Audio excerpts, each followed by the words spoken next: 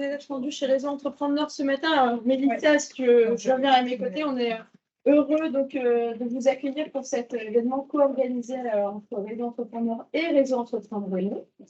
Voilà, sur une thématique qui vous taraude en ce moment, c'est-à-dire l'augmentation des coûts de l'énergie. On a 3 intervenants aujourd'hui. Avant de démarrer, je voulais juste vous signaler qu'on souhaitait filmer cette intervention. S'il y a quelqu'un d'entre vous que ça dérange, c'est maintenant qu'il faut le dire. Sinon, on enregistre pour les personnes qui n'ont pas pu être présentes, ça nous permettra de diffuser.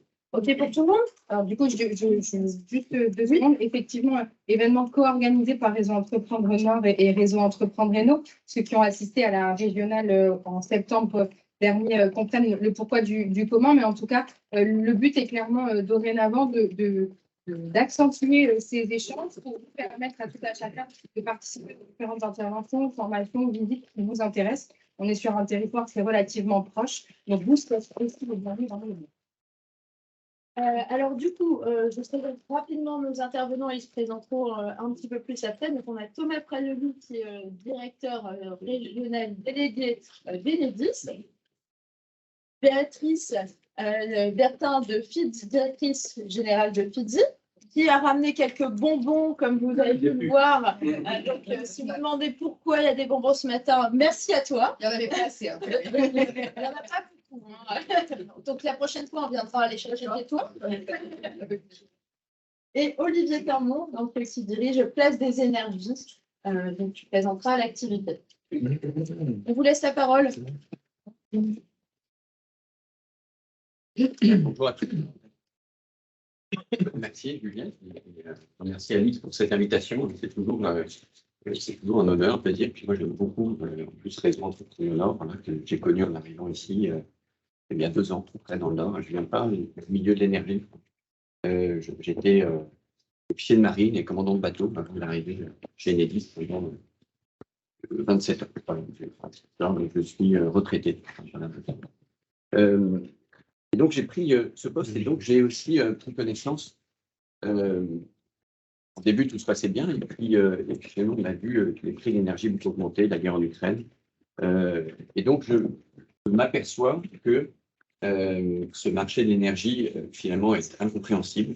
Et qui plus est, avec les conséquences qu'on voit, c'est-à-dire qu'avec un passage de l'hiver extrêmement difficile, vous en entendez parler, et on ne comprend pas pourquoi. On se dit, attendez, il y a plein de centrales nucléaires en France, on est le pays européen qui a le plus de centrales nucléaires. Pourquoi est-ce que non, on ne se fournit pas chez nous et qu'il y a tant de problèmes alors qu'on n'est pas si dépendant du gaz que ça? Donc, je voudrais apporter quelques réponses à ça. Avec Olivier, Olivier intervient au milieu. C'est vraiment une discussion, question. Je ne suis pas, c'est pas une leçon inaugurale. Hein, vous savez, voilà, je ne suis pas un pro non plus des interventions. Je ne fais pas beaucoup, donc pardonnez-moi si je bégaye, il y aura peut-être des erreurs, je me reprendrai, je vous dirai non, je n'ai jamais dit ça. Enfin, Voilà, tu permets juste avant que tu démarres. Vas-y. Je me présente du coup parce qu'après je sens qu'il va partir. Moi, jamais dit ça. Donc, moi je suis le fondateur de Place des Énergies, je l'ai créé en 2013. Je suis lauréat de Réseau Entreprendre Hello depuis 2014. Et donc, j'ai une société qui est spécialisée dans le courtage en énergie depuis 2013. On est basé à Soltin, côté de Valenciennes, pour la petite histoire. On a également développé depuis 2020 un réseau de franchisés sur l'ensemble du territoire. On a 15 agences sur l'ensemble du territoire français. Et on aide au quotidien des professionnels, des entreprises, des copropriétés, des bailleurs sociaux, des collectivités locales et des particuliers dans le cadre de la renégociation de leur contrat d'énergie. Donc, j'ai effectivement, comme disait Thomas, qui nous fait remonter beaucoup de vos inquiétudes souvent, et on est là pour effectivement répondre à un maximum de questions et essayer de vous donner un maximum de conseils. Voilà Thomas. Alors, quelques mots d'introduction parce que je travaille chez Enedis. Alors avant, c'était ERDF. Et Enedis, ça n'est pas EDF. On commence par ça parce que les gens nous confondent. On voit des véhicules bleus, donc il y a marqué Enedis, mais on ne comprend pas bien. On a une facture et puis on voit Enedis dans un petit coin à gauche. Enedis, ça n'est pas EDF. Voilà. Enedis dépend à 100% d'EDF. C'est une filiale d'EDF. On remonte PNL bilan à EDF, et c'est EDF, et moi, mon gestionnaire de carrière, il est chez EDF. Toutefois, on a quelque chose au-dessus de nous qui s'appelle la Commission de régulation de l'énergie, qui est Enedis, EDF, ok, très bien, même groupe, mais Enedis, vous devez agir en totale impartialité avec tous les fournisseurs d'énergie, puisque vous êtes l'unique distributeur. C'est un monopole sur 95% du territoire. Il y a quelques régies, Strasbourg, Los, ici, sur lequel je suis, mais on est le seul distributeur d'énergie en France. C'est énergie distribution. Alors, un petit schéma, mais finalement, c'est pas mal parce que c'est assez méconnu. La production d'électricité. Production, c'est quoi? C'est les centrales nucléaires, le photovoltaïque, les éoliennes, les barrages hydrauliques. Donc, évidemment, EDF, principal producteur d'énergie nucléaire, mais il y a Engie qui produit aussi grâce à ses centrales à charbon et à gaz. Total Energy qui produit aussi en France de l'électricité à partir notamment de plus en plus d'énergie renouvelable. Donc, il y a plusieurs producteurs, mais pas beaucoup. Voilà, ce n'est pas un métier de masse, producteur, mais si on prend les petits producteurs, sont quelques éoliennes, quelques centaines, voire quelques milliers, et bien finalement, on a un paysage avec pas mal de producteurs. Voilà. EDF fait partie des producteurs nucléaires. Après, le transport. Le transport, c'est des lignes haute tension, 225 000 à 400 000 volts. Ce que vous voyez, c'est ce que c'est. Voilà, c'est le transport de l'énergie, ça c'est RTE. Et après, cette autoroute de l'électricité arrive dans ce qu'on appelle des postes sources. C'est souvent à l'extérieur des villes, mais il y en a quelques-uns en ville. Vous voyez plein de câbles électriques qui arrivent de haute tension et qui ne partent pas en l'air ou sous terre. Ce qu'on appelle les postes sources, il y en a beaucoup, c'est très sensible pour nous. Et on transforme ce courant de 225 000 volts en 20 000 volts. Donc là, on appelle des départs. Et ces départs arrivent dans des postes de distribution. Et ça, c'est ce que vous voyez. Vous ne faites pas attention. Dans les rues, partout, il y a des postes, c'est-à-dire des petits bâtis en ciment, en béton, dans lesquels il y a dedans des transformateurs. Donc, il y a de 20 000 volts qui arrivent généralement sous terre et il repart en 400 volts et arrive chez vous. Voilà. C'est à partir de là où, à partir de ces postes de distribution, donc il y en a plusieurs milliers, que ça repart. Et nous, Enedis, eh bien, on commence à bosser, on est responsable à partir du poste source. Donc, à partir de la transformation du 225 000, 400 000 en 20 000. Donc, on est vraiment, je dirais, les routes et les nationales et les départementales de l'électricité, voilà, pour arriver jusqu'au client. Donc, Enedis, c'est 35 millions de clients. Vous êtes tous clients d'Enedis, en fait. Parce que dans votre facture d'électricité, quel que soit votre fournisseur, il y a une part acheminement. C'est celle qui rémunère Enedis. C'est pour ça qu'on a un modèle d'activité, et pour comprendre, parce que c'est un monopole, qui fait que dès qu'on a une facture d'électricité, eh bien, on paye une partie, on paye la distribution, on paye l'entretien, on paye la modernisation du réseau, on paye tout ce qui est justement l'entretien des postes sources, l'accueil et le dépannage. Voilà. Dès que vous avez un problème, vous voyez en bas à gauche de votre facture, si vous avez un problème, le numéro de dépannage, c'est chez Enedis. Et ça tombe ici, à la Madeleine. Centre d'appel, dépannage. Donc le dépannage, les véhicules bleus, vous voyez, dès qu'il y a un souci, dès qu'il y a une ligne qui tombe, les pompiers nous appellent, dès qu'il y a un incendie, dès qu'il y a une tempête, c'est Enedis qui intervient. C'est jamais votre fournisseur, c'est Enedis. C'est Enedis qui répare les réseaux. Voilà. Donc c'est bien très bien. Et en bout de ligne, eh bien, finalement, Enedis ne peut pas contractualiser, n'est pas fournisseur d'énergie, je suis distributeur. Vous prenez un contrat avec un fournisseur. C'est le fournisseur qui vous facture. C'est important parce qu'on se dit Enedis, on met plein les fouilles, tout ça. Non, Enedis, en fait, il a un modèle d'activité, 14 milliards de chiffre d'euros par an, qui est lié de toute façon à la partie acheminement.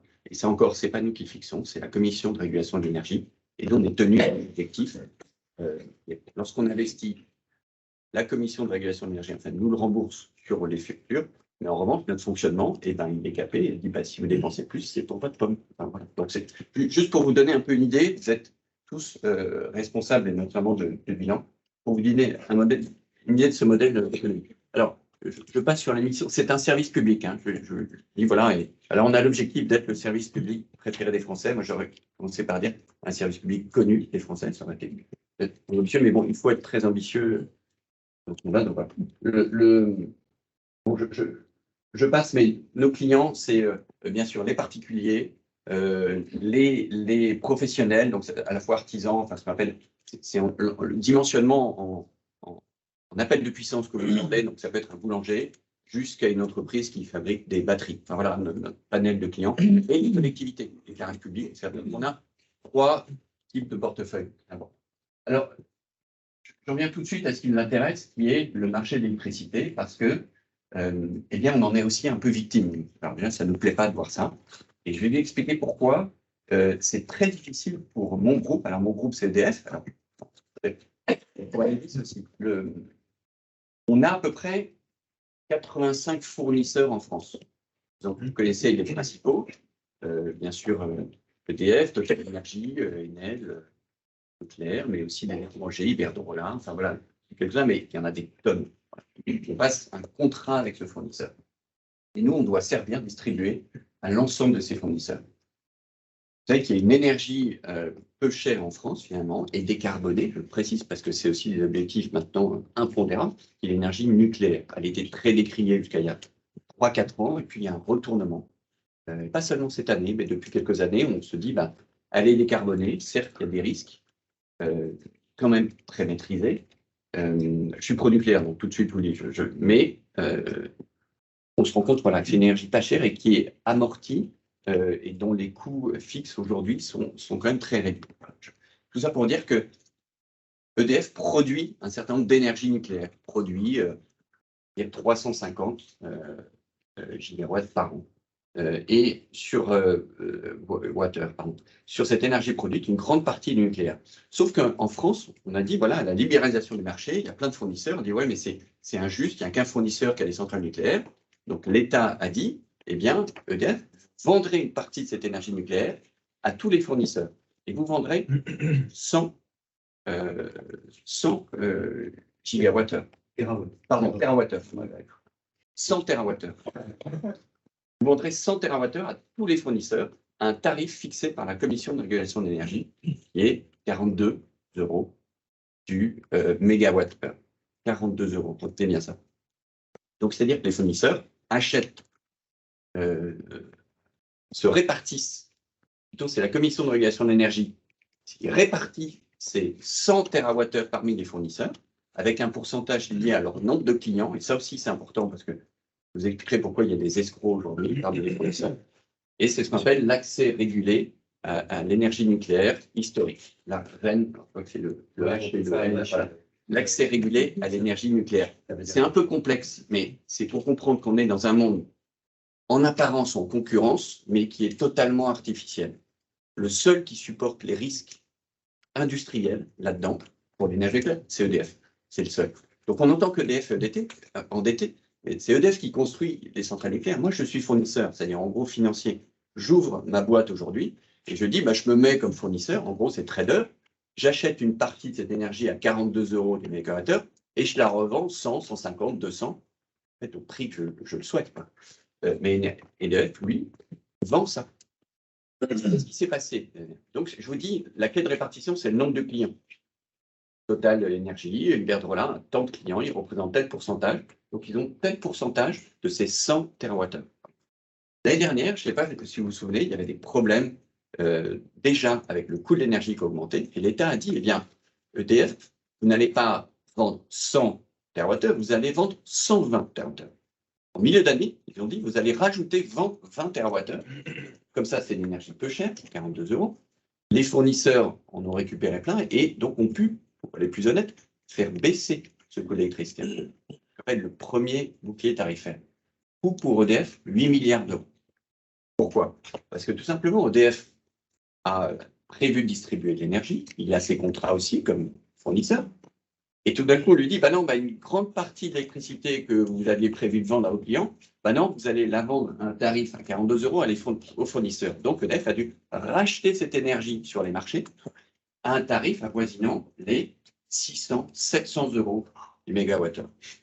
Donc, c'est complètement débile. Enfin, on est sur un modèle. Évidemment, les fournisseurs là-dessus, certains ont joué le jeu, ont fait baisser leurs tarifs. Mais d'autres ont vu là une manne financière. Parce que quand on achète 42 € un truc pour lequel on prend aucun risque et qu'on le vend 100, 150, 200, 300 avec des factures qui ont explosé, c'est de la malhonnêteté. Donc certains sont fait épingler par la Commission de régulation de l'énergie, d'autres non. Et d'autres encore plus malhonnêtes que ça. Je citerai notamment Iberdrola. On dit, bah, on va faire des offres ultra alléchantes au printemps. Donc, on ramène un max de clients. Donc, notre part de l'arène va augmenter. Je récupère un max d'énergie peu cher. Et ce qu'on a vu, c'est qu'au mois de septembre, octobre, là, ils ont viré leurs clients. Ils ont dit, je suis désolé, on arrête votre contrat, retournez vers l'opérateur historique. D'autorité. Du coup, ils ont engrangé des gains monstrueux. Voilà pour vous dire un peu le fonctionnement totalement aberrant aujourd'hui, selon moi. On va être un peu plus neutre que ça. Le marché de l'énergie et de l'électricité déjà en France. Rien qu'en France. Donc pour dire pourquoi aujourd'hui on entend que EDF et EDT, endettés, ça n'est pas que des malfaçons. Alors, il y a après maintenant la conjoncture. Juste avant la conjoncture, qui est quand même ultra défavorable, mais il faut rester optimiste. Mais juste le marché. Quand on achète de l'électricité, les grands fournisseurs achètent de l'électricité sur 3 ans. C'est-à-dire qu'on peut passer des contrats et dire, voilà, moi je fais le pari et on achète sur 3 ans. C'est ce qu'on appelle le premier bandeau. C'est-à-dire qu'on a une consommation moyenne, avec de temps pour une grosse entreprise, de gigawattheures, on sait que c'est ça. Et puis après, vous savez, elle fluctue. La nuit, on consomme moins, même dans une boîte, vous la fermez, et puis hop, le jour, entre midi et 2, elle redescend, etc. Mais on a toujours une base. Donc on se dit, bah, moi je consomme toujours ça, donc j'achète un bandeau sur 3 ans. Comme ça, je couvre un peu mes risques. Alors peut-être que ça va baisser, monter, mais je les achète. Ceux qui ont fait ça il y a un an, je peux vous dire, sont les grands gagnants d'aujourd'hui. Parce qu'ils ont acheté à 20 € le mégawattheure, alors que c'est monté jusqu'à 1 500, 2 000 € le mégawattheure sur le marché immédiat, ce qu'on appelle le marché spot. Et puis, au fur et à mesure, vous approchez de la saison, vous dites, ah ben non, ok, j'ai acheté mon bandeau, mais je vais avoir besoin un peu plus, donc je vais me couvrir, donc j'achète un peu plus d'énergie, mais je l'achète sur un marché qui est là, qui n'est pas à 3 ans, qui est à quelques mois, jusqu'à la veille. Je peux acheter la veille pour le lendemain mon énergie. Pour les gros. Et ça, c'est le marché spot. Et comment fonctionne ce marché spot? Pourquoi ces prix deviennent n'importe quoi? Pourquoi est-ce qu'on peut passer pendant le Covid de 20 € du mégawattheure, donc c'était inférieur au prix d'arène, à 1500 jusqu'à 2000 en fin d'année. Donc là, il est redescendu à 600, 700. Mais pourquoi est-ce qu'on peut faire ça? Comment ça se passe? Parce que c'est hallucinant. On se dit, on a l'énergie nucléaire, les coûts sont amortis. Eh bien, ça fonctionne comme ça. En fait, déjà, tous les pays européens sont interconnectés. Il y a une solidarité. Alors, lorsque l'énergie coûte peu cher, c'est bien. Mais quand elle coûte très cher, eh bien, on se rend compte de vraies difficultés. Ici, vous avez le coût marginal. On retire les coûts fixes d'une entreprise. Vous savez ce que c'est? Le coût marginal, c'est ce que je produis. Si je ne produis rien, j'ai quand même des coûts fixes. Et puis, dès que je produis, je commence à avoir du coût marginal. Et pour être rentable, il faut que les ventes couvrent non seulement mon coût fixe, mais mon coût marginal, et si possible, que je fasse un peu de bénéfice. Or, vous voyez que le coût marginal, ça c'est le coût marginal des centrales de production d'énergie. Pour l'éolien et PV, coût marginal très faible. Une fois que c'est installé, ça tourne. Un peu d'entretien, parfois de batterie, tous les 10 ans. Voilà. Hydroélectrique, après, c'est installé, très rentable, pilotable. Après ça, c'est pas pilotable. Ça, c'est pilotable. Ça dépend des vents, du vent et du soleil. Ça, c'est pilotable. Ça, pilotable et bon marché. Et décarboné. Tout ça, c'est décarboné aussi. C'est plein d'éléments. D'accord. Voilà. Et puis ça, on commence à du pilotable, mais un peu plus sale pour la planète. Gaz, charbon, huile. Alors ça, c'est cogénération, gaz et voire fioul. Suivant la demande d'électricité, eh bien, on ouvre des centrales, mais on voit où est la demande d'électricité. Donc, tant qu'elle est là, eh bien, du coup, on se dit, pas la peine d'ouvrir le gaz d'électricité. De toute façon, ça c'est trop cher, le gaz. Donc, on dit, la demande d'électricité pour demain, elle va être là. De ce fait, eh ben, on en déduit en fait un coût un peu au-dessus pour que ça soit rentable en fait d'ouvrir une centrale. Mais dès que la demande est importante, dès que la demande dès que ça se réduit. Alors, c'est là où ça se réduit. Pourquoi ça se réduit ça? Vous voyez, il y a une grande part de capacité en France du nucléaire, sauf que cette part-là, conjoncturellement, eh bien, elle s'est réduite considérablement pour des questions, d'entretien des réacteurs nucléaires. Avec le Covid, en fait, on a décalé l'entretien des réacteurs nucléaires. 2, conjoncturelles liées à la corrosion de certains réacteurs pour lesquels on a dû les arrêter. Donc, ce qui fait qu'aujourd'hui, sur le parc, alors, on va vers mieux, mais il y a 56 réacteurs. On aura à la fin de l'année une trentaine ouverts, mais ça, c'est jamais vu. C'est-à-dire chez EDF, on pensait qu'avec 12 réacteurs en moins, on ne pouvait pas fonctionner. C'est ça, les taux là. Donc, forcément, vous réduisez ça parce qu'on produit le point. Donc, rapidement, eh bien, vous arrivez sur les capacités disponibles de production qui sont gaz, charbon, lignite. Et qu'est-ce qui se passe en même temps? Vous avez la guerre en Ukraine, une réduction volontariste et puis de toute façon indispensable de l'approvisionnement en gaz, donc beaucoup moins de gaz disponible, avec des concurrents qui veulent acheter aussi du gaz, la Chine, l'Asie, donc le prix du gaz, bien sûr, explose. Et de ce fait, quand on arrive rapidement, on se dit, bah voilà, là, il n'y a pas d'électricité, il y a une demande forte, il y a une offre nucléaire qui se réduit, on est obligé d'aller ouvrir ces centrales-là, sauf qu'avec un prix du gaz tellement fort, donc on arrive au gaz, bah forcément, le prix d'électricité sur le marché va être extrêmement fort, puisque vous avez de toute façon une demande. Vous êtes obligé d'ouvrir ces centrales à gaz pour fournir l'électricité, et le prix du gaz est extrêmement fort. Voilà pourquoi vous entendez que le prix de l'électricité est lié au prix du gaz, parce que aujourd'hui, la plus grande partie de l'électricité produite en Europe, hein, pas en France, vient justement de ces centrales-là. Donc, le prix de l'électricité est lié au prix du gaz et que la conjoncture, pour ajouter à ça la sécheresse, ça aussi, ça s'est réduit en France, mais il faut voir ça du point de vue européen. Voilà pourquoi, entre Covid, la corrosion des réacteurs, la guerre en Ukraine, l'approvisionnement en gaz qui s'est réduit, tout ça a fait que, eh bien, maintenant, ce prix d'électricité qui correspond en fait au coût marginal de la dernière centrale qu'on démarre pour fournir. Vous voyez ce que je veux dire? C'est-à-dire qu'on démarre d'abord le nucléaire, l'hydroélectrique, etc. Et puis, la demande est importante et le mec qui a une centrale à charbon, il dit, bah là, c'est rentable, là, je l'ouvre. Eh bien, le marché prendra son coût marginal, voilà, comme tarif de l'électricité. On prend le coût le plus élevé de la dernière centrale pour que ça soit rentable pour lui. Et on ne prend pas une moyenne, forcément, parce que sinon, je n'ouvre pas ma centrale, moi, si elle n'est pas rentable. Donc, voilà pourquoi, aujourd'hui, on a un coût d'électricité. Et en plus, il y a un phénomène de spéculation. Ça, c'est irrationnel, on dit. Finalement, il n'y aura pas assez de centrales. Il y aura une demande encore plus forte, peu d'offres, moins de gaz. Donc, j'achète tout de suite mon électricité sur 2-3 ans et je la paye très haut. Et ça, mécaniquement, bah, ça fait monter le prix de l'électricité. Voilà.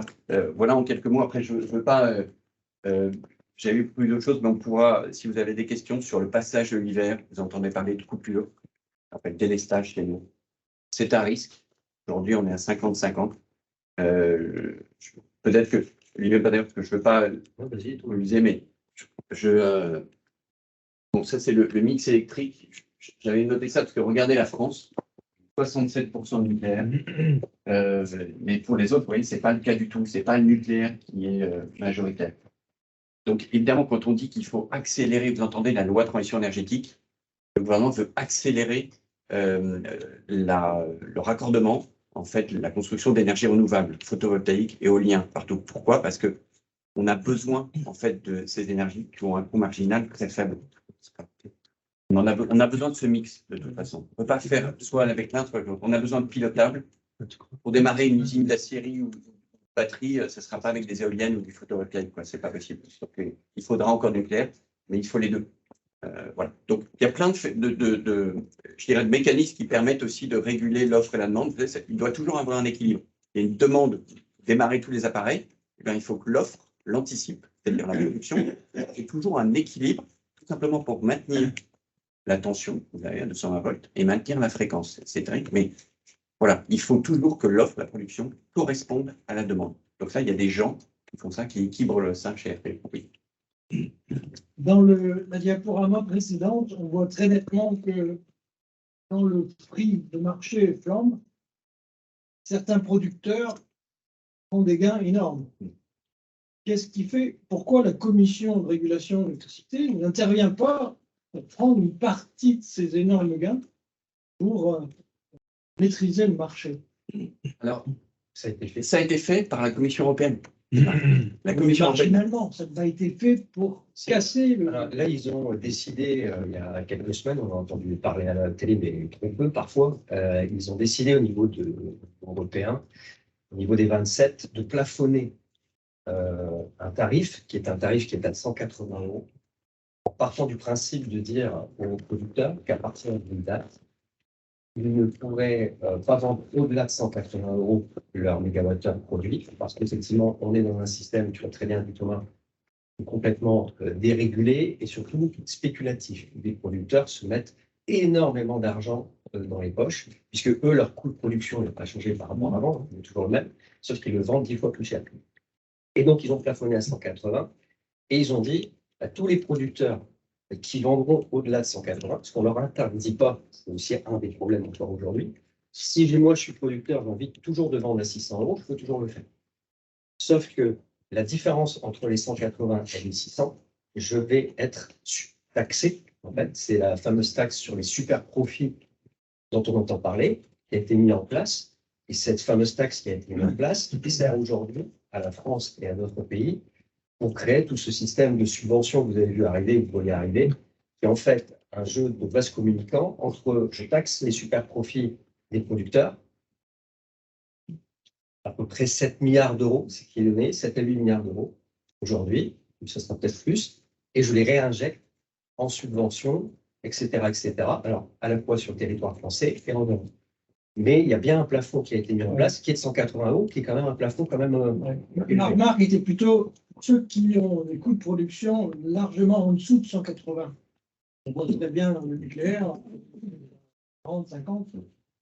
Pourquoi ils ne sont pas plus taxés? Parce que vous êtes sur un système qui s'appelle l'Europe et qui est un système qui adore le dérégulé et la concurrence. Et donc, si effectivement il y a eu des discussions là-dessus, et plusieurs pays d'ailleurs en Europe ont refusé de plafonner au-delà de 180, partant du principe que ça crée une sorte de concurrence déloyale entre pays. Il y a certains pays qui ont tout intérêt à vendre très cher leur énergie pour plein de raisons, et puis d'autres pas. Donc, on n'est quand même pas sur une décision qui appartient qu'à la France, c'est avant tout une décision européenne. Je pense que le gouvernement, il attendait beaucoup de ces décisions, puisqu'il avait beaucoup parlé aux chefs d'entreprise, le MEDEF, etc., des communiqués là-dessus, en disant attendez, puisque le gouvernement a dit que les prix allaient baisser en octobre, sauf qu'ils n'ont jamais baissé, en fait. Je pense qu'il y avait beaucoup d'attentes aussi sur les décisions européennes qui n'ont jamais arrivé, parce que aujourd'hui, vous avez des pays qui n'ont, par exemple, aucun intérêt à plafonner leur prix du gaz. Avec la Norvège, qui aujourd'hui vend beaucoup de gaz maintenant à la France et à d'autres pays en Europe, la Norvège a vu sa croissance, son PIB augmenter grâce à la vente d'énergie. Donc, on est face à ça. Moi, j'ai du gaz, j'en ai plein mes stocks. Si je peux la vendre très cher, ça m'arrange, puisque là, c'est la crise, puisque la crise, elle est valable dans tous les pays. Et donc, c'est chacun défend un peu son pain, en fait. Donc, le problème, il est là. Je peux te Thomas, si tu t'en confirmes. Oui, oui. Et puis, au premier rang desquels, l'Allemagne. Oui, notre pyramide, enfin, notre point de vue énergétique, c'est en conflit ouvert avec eux. Depuis des années, ils essayent de scier en fait la branche nucléaire avec un lobby anti-nucléaire extrêmement fort. Mais pourquoi? Parce qu'ils n'ont qu'un seul objectif, mais qui est d'être ultra concurrentiel, de favoriser leur tissu industrie très consommatrice d'énergie, fondée sur une géopolitique extrêmement saine où des rapports où tout va bien. Et là, ça se tend, vous l'avez vu, avec cette subvention de 200 milliards pour les entreprises, et surtout leur refus de plafonner le prix du gaz, leur refus absolu.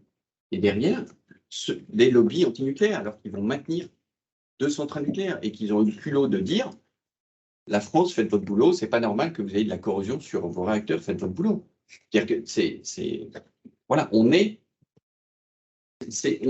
alors il y a une forme de solidarité, bien sûr, mais on est en concurrence ouverte et extrêmement violente là-dessus. Il n'y a pas de solidarité européenne énergétique. Ça n'existe pas, en fait. On en fait tout un cinéma, mais en fait, ça n'existe pas et on le voit, puisque chacun va défendre un peu ses intérêts. La France, elle essaye d'exister là-dedans. avec la problématique dont on parlait des centrales. Après, il faut voir, c'est aujourd'hui, on pâtit, je le comprends, parce que moi-même, j'ai une entreprise, mais on pâtit finalement d'une décision aussi d'ordre politique. Parce que tout à l'heure, ton graphique le dit bien, mais quand on voit en Allemagne, ils ont favorisé à fond le renouvelable, et les politiques en Allemagne disaient, nous, c'est renouvelable, plus de nucléaire. Qu'est-ce qu'ils ont fait? Ils ont complètement démantelé le nucléaire en Allemagne au profit de systèmes intermittents. Et qu'est-ce qui s'est passé? C'est qu'il y a eu le Covid. Alors ça, ils ne pouvaient pas le deviner, mais c'est arrivé et ça a été le premier déclencheur. Et Thomas l'a bien dit, c'est qu'à un moment donné, il faut toujours de l'électricité. Mais quand vous n'avez pas le renouvelable, il ne veut pas tout faire. Quand vous n'avez plus le nucléaire, à un moment donné, vous êtes obligé, comme le disait Thomas, de créer de l'électricité avec des énergies fossiles. Donc l'Allemagne s'est retrouvée à devoir, du jour au lendemain, face à la surdemande de l'après-Covid. Parce qu'en fait, ce qui s'est passé, c'est que l'Ukraine, on l'a mis totalement de côté. Après le Covid, il y a eu un redémarrage économique. C'est-à-dire que tous les pays de l'Asie ont eu énormément besoin de consommation d'énergie. Pour consommer de l'énergie, il faut en créer. Sauf que s'il n'y a pas assez de centrales, qu'est-ce qui s'est passé? On est allé, comme l'a très bien dit Thomas tout à l'heure, à aller chercher des centrales de type gaz. Et là, vu que, et je l'explique souvent, le marché de l'énergie, c'est un marché boursier, c'est pas un marché stable, c'est un marché qui, de par le fait qu'il soit boursier et spéculatif, forcément, on est sur un marché d'offres et de demande. D'ailleurs, certains diront qu'on n'est pas sur une crise de l'électricité, on est sur une crise du gaz. Parce que, comme tu l'as très bien dit, c'est l'envolée des prix du gaz qui ensuite crée une envolée des autres cours du prix des énergies, dont l'électricité. Et là-dessus est venu s'ajouter les centrales, la guerre en Ukraine, etc., etc. Donc, c'est un enchevêtrement de mauvaises nouvelles qui a créé un écosystème défavorable et surtout qui a favorisé la spéculation de beaucoup de producteurs Et avant ça, alors, on ne parle pas, mais l'argument, il est en carbone. C'est-à-dire que, encore une fois, l'Allemagne, premier élève, énergie verte, etc. La France, c'est le deuxième ou troisième meilleur élève européen en termes de bilan carbone, grâce au nucléaire. Regardez le bilan de l'Allemagne, il est catastrophique. Évidemment, ils n'en parlent jamais, mais ils ouvrent encore des centrales à charbon. Il faudrait que le charbon en ce moment. Donc, on ne le regarde pas, mais c'est-à-dire qu'il y a, évidemment, ils ne veulent pas du tout en parler, c'est totalement mis de côté. Mais voilà, c'est-à-dire que j'étais moi-même un peu furax chaque fois qu'on met l'Allemagne en avant comme un modèle, énergie renouvelable, très bien, mais en fait, ils ouvrent à côté énormément de centrales à charbon. En plus, ils ont un problème, alors ça encore, ils commencent à l'admettre, hein, mais toutes les énergies renouvelables sont plutôt dans le sud du pays. Or, il faut alimenter le nord industriel, et ça, ils ne savent pas. Ils ne savent pas comment conserver, transporter cette énergie produite par le renouvelable. C'est un problème majeur, mais on le sentait, les études le montraient qu'ils ont une industrie très consommatrice d'énergie. Ça allait poser un problème. Bon. Voilà, on en est là.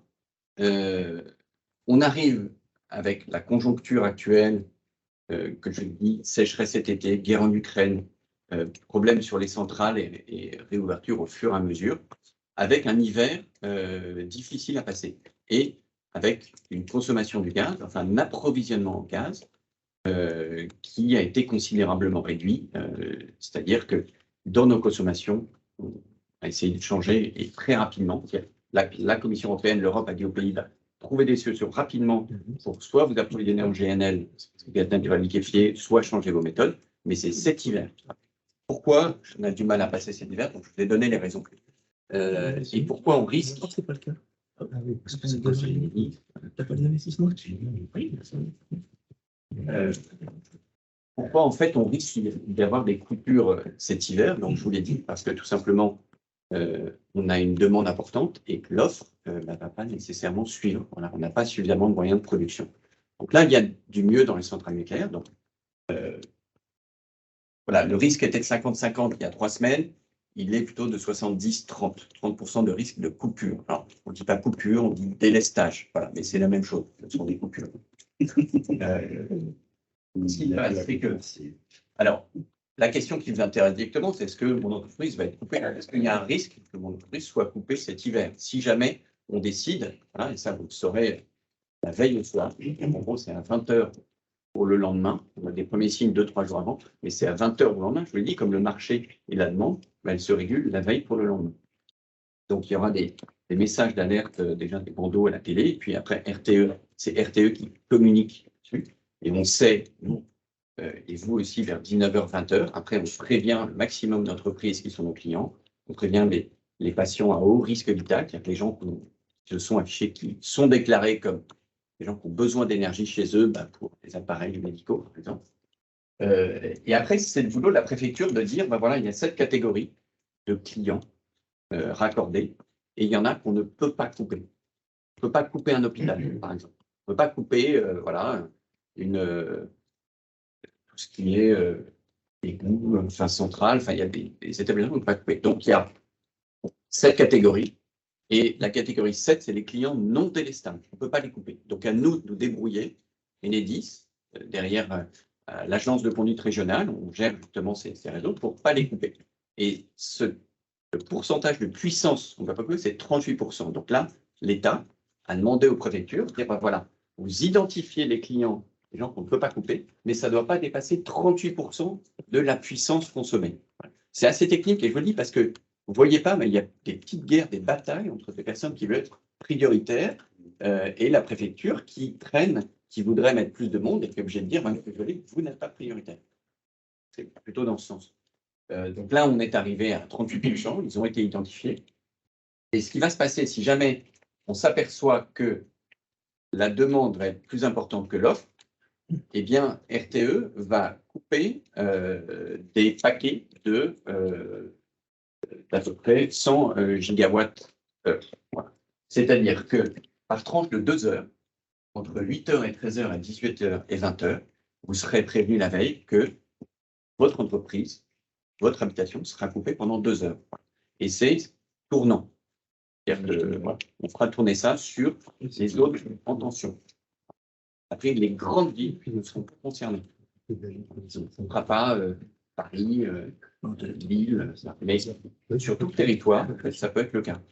Donc, c'est-à-dire que, mais encore une fois, il y aura de la communication, non, mais c'est ce qui risque de se passer cet hiver, en raison notamment de ce que je vous ai dit sur l'approvisionnement. Après, j'avais un truc. Donc, pourquoi vous entendez parler du plan sobriété? Parce que si on réduit d'emblée la demande, eh bien, on diminue le risque de coupure cet hiver. Et ce n'est pas juste là des économies d'énergie, mais là, le premier risque, c'est de ne pas se faire couper cet hiver. Parce que ça ne s'est jamais vu depuis, de mémoire, je ne sais pas si on l'a déjà fait. Mais on ne veut absolument pas arriver à cette disposition qui est de couper, donc d'arrêter l'activité économique d'une partie du pays par tranche de 2 heures. Donc pour ça, eh bien, vous entendez parler de plan sobriété qui est mis en place partout. Nous, on l'a appliqué en fait dès la fin août. Et vous le voyez, en fait, c'est-à-dire que c'est très important. Donc on est sur les niveaux très importants, c'est-à-dire que baisser la température de chauffage de 1 degré dans sa maison, eh bien pour RTE, du point de vue global, sur notre région, voilà, c'est 2,2 gigawatts. Donc c'est énorme, en fait. Vous le voyez, si parfois on sent un peu les différences chez soi, eh bien, du point de vue national, en fait, c'est très important. Et tous ces petits efforts, en fait, réalisés par chacun, et évidemment par les plus gros consommateurs, feront que on va faire baisser la demande et on va la faire coller à l'offre, pour éviter de couper, en fait, le projet. Donc, par exemple, chez Enedis, donc effectivement, on baisse la température à 19 maintenant dans les bureaux. On interdit la recharge des véhicules le matin. On accentue un peu le télétravail, forcément. C'est un peu reporter la charge sur les employés, mais malgré tout, ça évite de chauffer ou d'ouvrir des bureaux. Et puis, ça sont les principales. Puisque de toute façon, vous le voyez, en fait, le chauffage, c'est aussi ce qui consomme le plus. C'est la première partie. Les principales mesures, il y en a d'autres qui sont un peu plus anecdotiques. Et voilà, c'est principalement. Donc, voilà, juste pour vous dire, voilà, aujourd'hui, je suis plutôt optimiste. Moi, je pense qu'on passera l'hiver sans coupure maintenant, vu la tendance et vu la baisse observée des consommations, sachant qu'il commence à faire froid. Et évidemment, tout le monde met son chauffage au même moment. Voilà, chauffe tôt le matin, la nuit ou le matin quand on se lève, et puis quand on rentre chez soi, et le soir à partir de 19h, c'est ça, on a les pics de consommation. Voilà. Pour les entreprises, c'est le complément. Voilà. Donc, il y a aussi, vis-à-vis des entreprises qui sont très consommatrices, des mécanismes soit de flexibilité ou d'effacement, parce que j'ai entendu parler de ça. C'est-à-dire qu'on rétribue parfois des entreprises pour dire, écoutez, vous arrêtez votre alimentation pendant 2 heures et on vous rétribue pour cette partie-là. Et comme ça, vous consommez peut-être à un autre moment. Et ça, vous pouvez le... Alors, je ne suis pas chez EDF, je ne peux pas vous parler des contrats, mais il y a des contrats d'effacement qui permettent de dire, voilà, j'ouvre ma boîte à un autre moment, et comme ça, je vais payer mon énergie moins cher, parce que finalement, j'apporte des solutions régulateurs d'énergie. Lui a besoin, en fait, la courbe est comme ça, si on pouvait lisser l'énergie, idéalement travailler la nuit, mais bon, ça ne sera pas, mais eh bien, on passe qu'à l'hiver sans problème. Je schématise, on parle ça, mais chaque petit effort contribue à faire baisser la demande et à éviter la coupure. Voilà. C'est un message à donner. Oui, non, mais alors Thomas, merci. Pour quelqu'un qui ne sait pas vous parler, apparemment. Merci Thomas. Et, Thomas, il a dit beaucoup de choses. Je vais essayer de rebondir aussi là-dessus, puis vous donner quelques idées aussi de ce que nous on en pense. Ce qui est important, c'est que de toute façon, par rapport à ce que tu dis, le risque de coupure, ce qui fait peur à tout le monde, c'est l'hiver. Parce que plus l'hiver sera froid, plus le risque de coupure est élevé. Là, aujourd'hui, on a beaucoup de chance, il fait très beau. Il fait très beau depuis la rentrée. Les températures sont douces, élevées, tout va bien, tout se passe bien. Donc, si ça continue comme ça, tout ira bien, on est d'accord. Après, voilà, on n'est jamais... pour en avoir conscience, c'est bien d'ailleurs qu'il vous en parle, que ça peut arriver. Évidemment, tout va être fait pour l'éviter. Ils nous disent pas le maximum, RTE, etc. Mais bon, après, tout dépendra des températures hivernales. Autre chose également, moi j'aime bien souvent, je vais rebondir sur ce que tu disais tout à l'heure, mais faire un focus sur les prix. Alors Thomas disait en ce moment, il fait bon. On a constaté, certains ont des contrats qui arrivent à échéance fin d'année, il va falloir sérieusement regarder le sujet.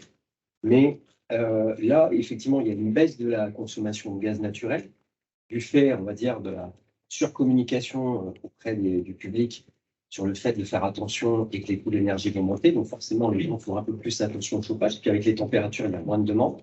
Ça a eu un effet frappant, puisque moi, j'avais fait une intervention il y a un mois. Le prix du gaz, alors je m'amuse toujours à demander, je ne sais pas s'il n'y avait pas quelqu'un d'ailleurs qui était là, donc je confonds rien.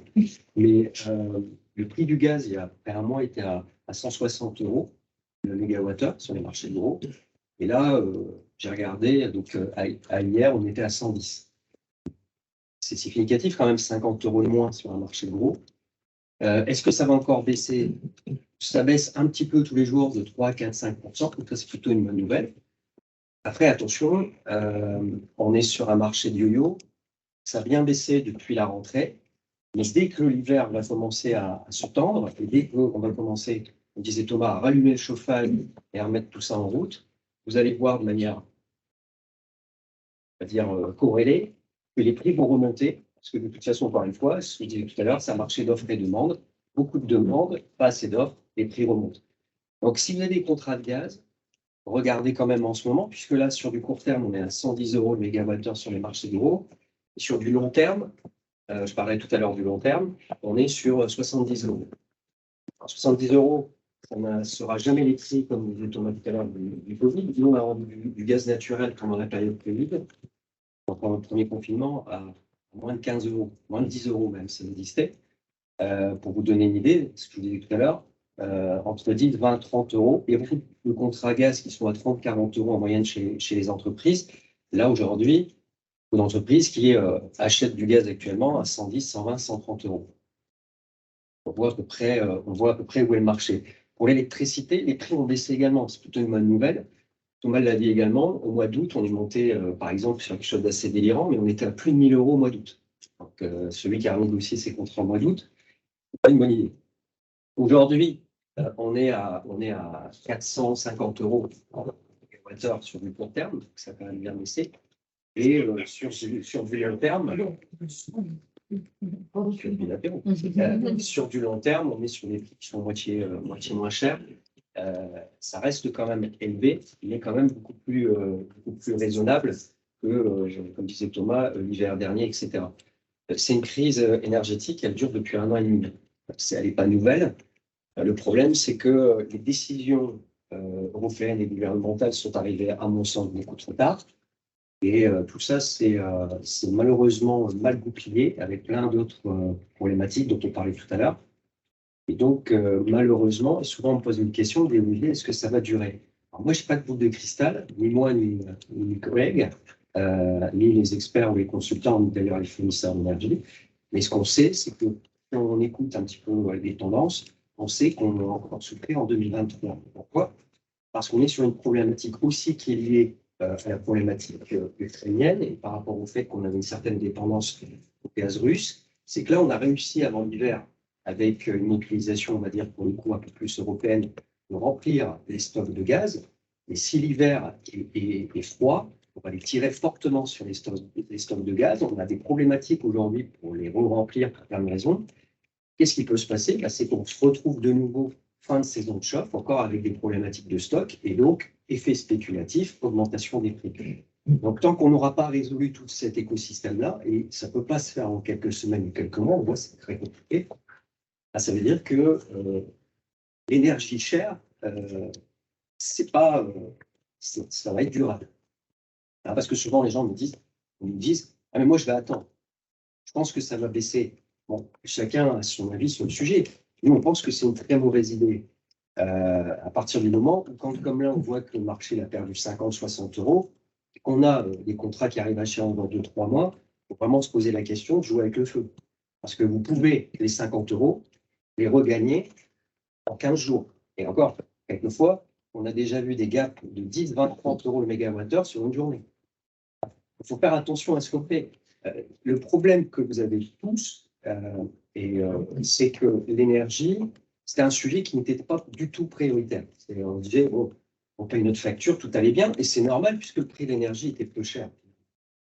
Là, le problème, c'est qu'on est maintenant dans un système qui a totalement déraillé, où il y a effectivement des chefs d'entreprise, et Béatrice pourra en témoigner, qui ont su anticiper. Et le premier conseil, et le meilleur conseil qu'on a à vous donner aujourd'hui, quand vous avez la possibilité de le faire, c'est d'anticiper vos achats d'énergie. C'est-à-dire qu'on n'achète pas de l'énergie aujourd'hui au dernier moment.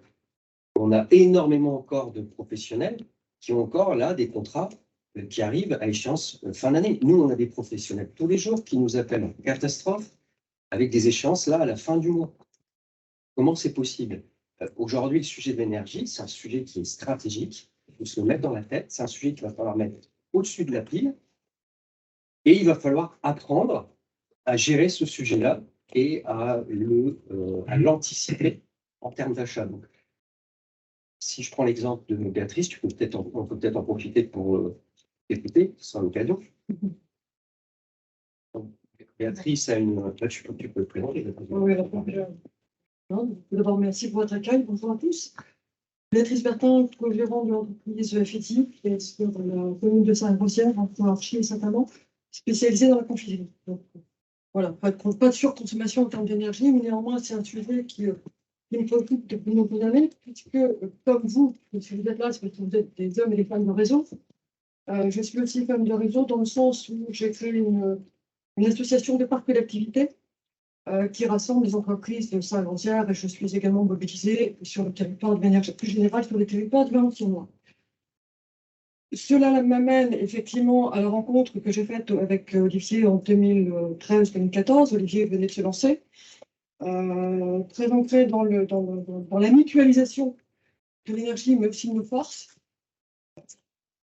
J'ai mis ce sujet à l'ordre du jour dans le cadre de l'association qui s'appelle EcoFarc. Et c'est ainsi qu'Olivier est intervenu pour nous présenter la réflexion globale sur l'énergie. Et on voit que, alors en 2013, globalement, relativement stable. Pour autant, c'était déjà un sujet qui nous concernait tous, parce que je me suis dit, mais plus on est nombreux, plus on peut obtenir des conditions préférentielles. Et en plus, c'est intéressant pour tout le monde. Autant pour Olivier qui venait de se lancer dans son activité, autant pour les entreprises de Saint-Rosière, s'il y avait moyen d'optimiser et de réduire sa facture énergétique. L'achat groupé d'énergie. L'achat groupé d'énergie. J'ai dit ça? Non, père. Bon, ok. Alors, on l'a aussi d'ailleurs proposé, juste pour l'anecdote, pour le personnel. Voilà, nous, au niveau entreprise, on propose cette offre-là.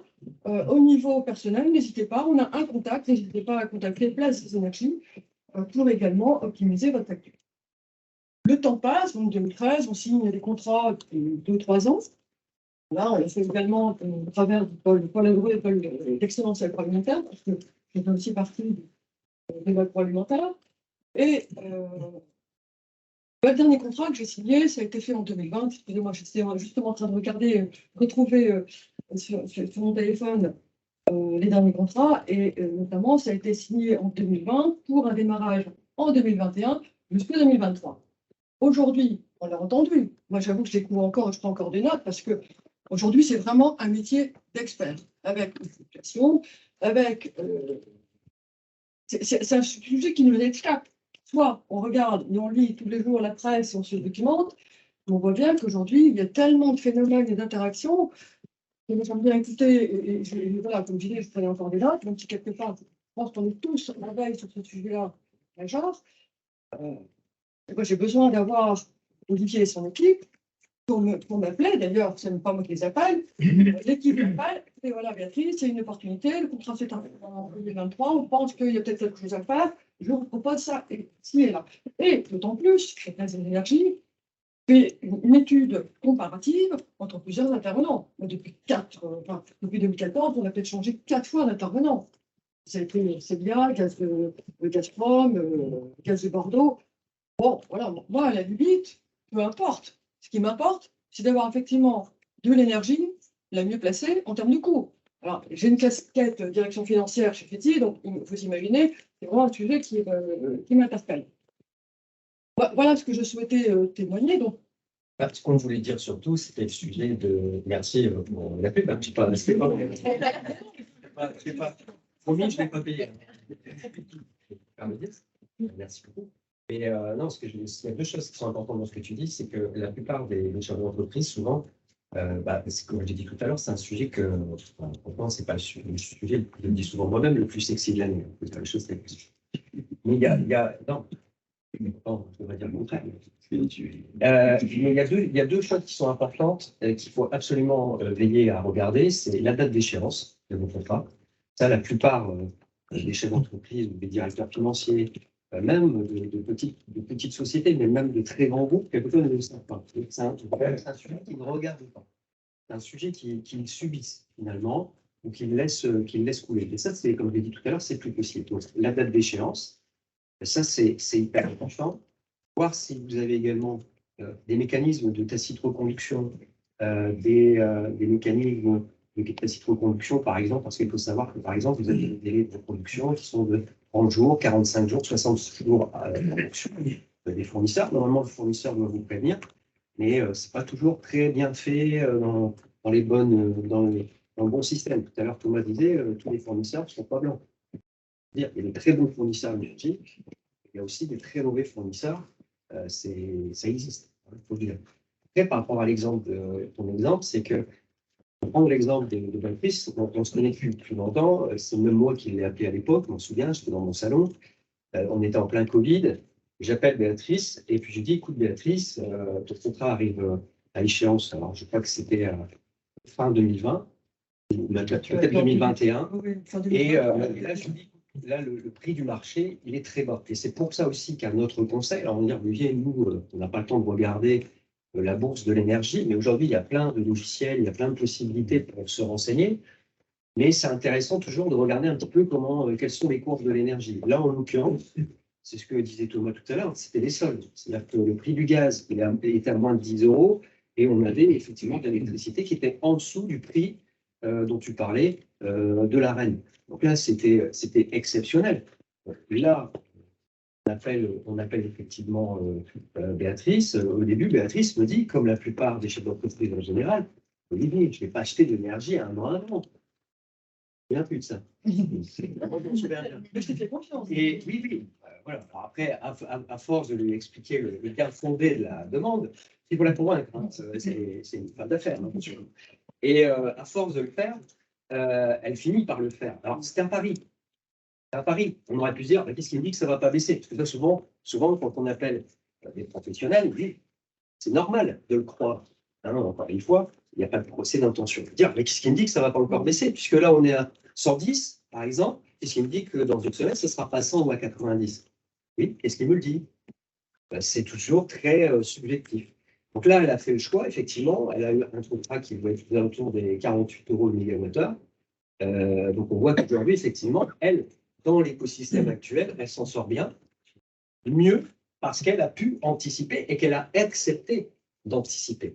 Alors là, anticiper, aujourd'hui, c'est plus compliqué parce qu'avec un marché tel qu'il est, avec des tels prix, difficile de dire qu'il faut anticiper. Donc là, on va dire qu'on est plus dans un phénomène de il faut que je limite la casse, il faut que j'essaie d'acheter du mieux possible. Alors souvent, la question, c'est de savoir est-ce que j'achète sur 1 an, 2 ans ou 3 ans? Là, en l'occurrence, on était parti sur 3 ans, parce qu'à de tels prix, quand on a la chance d'avoir de tels prix, on bloque son prix sur 3 ans. On peut bloquer ses prix sur 3 ans. Pour le gaz naturel, toi, tu n'en avais pas. Si, tu avais du gaz naturel. Sur le gaz naturel, on a fait la même chose. Et sur le gaz naturel, on peut bloquer jusqu'à 5 ans. Quand vous avez du gaz à 15 ou 20 €, vous l'avez bloqué. Nous, on a des cas de clients aujourd'hui, dans différents secteurs agroalimentaires, mais autres, ont réussi par anticipation à aujourd'hui avoir du gaz à 20-25 € jusqu'à fin 2024.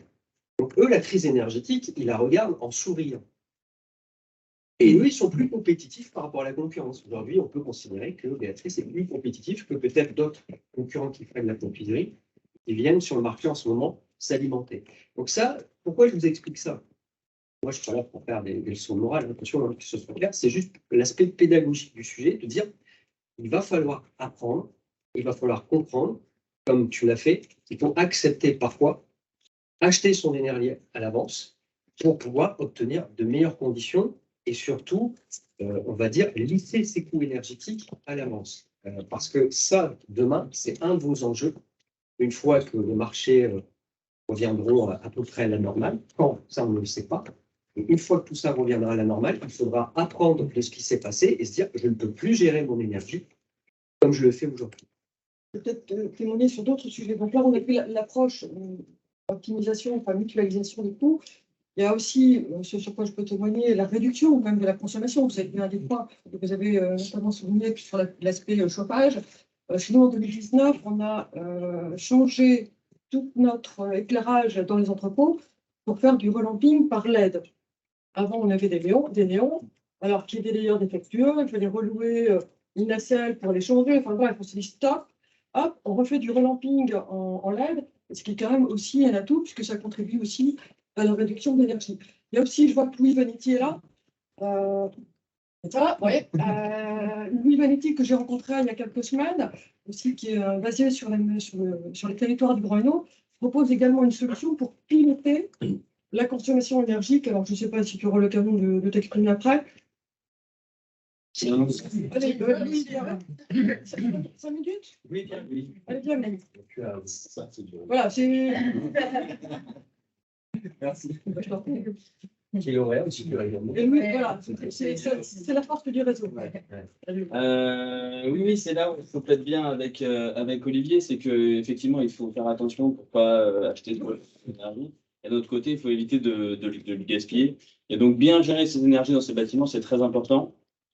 C'est pas toujours très compliqué parce qu'on vient optimiser des températures. On a parlé tout à l'heure de la température dans un logement, mais si on prend la même température dans des bureaux, etc., aujourd'hui, c'est des choses qu'on gère très mal. La température dans vos bureaux, vous n'avez pas trop la main dessus.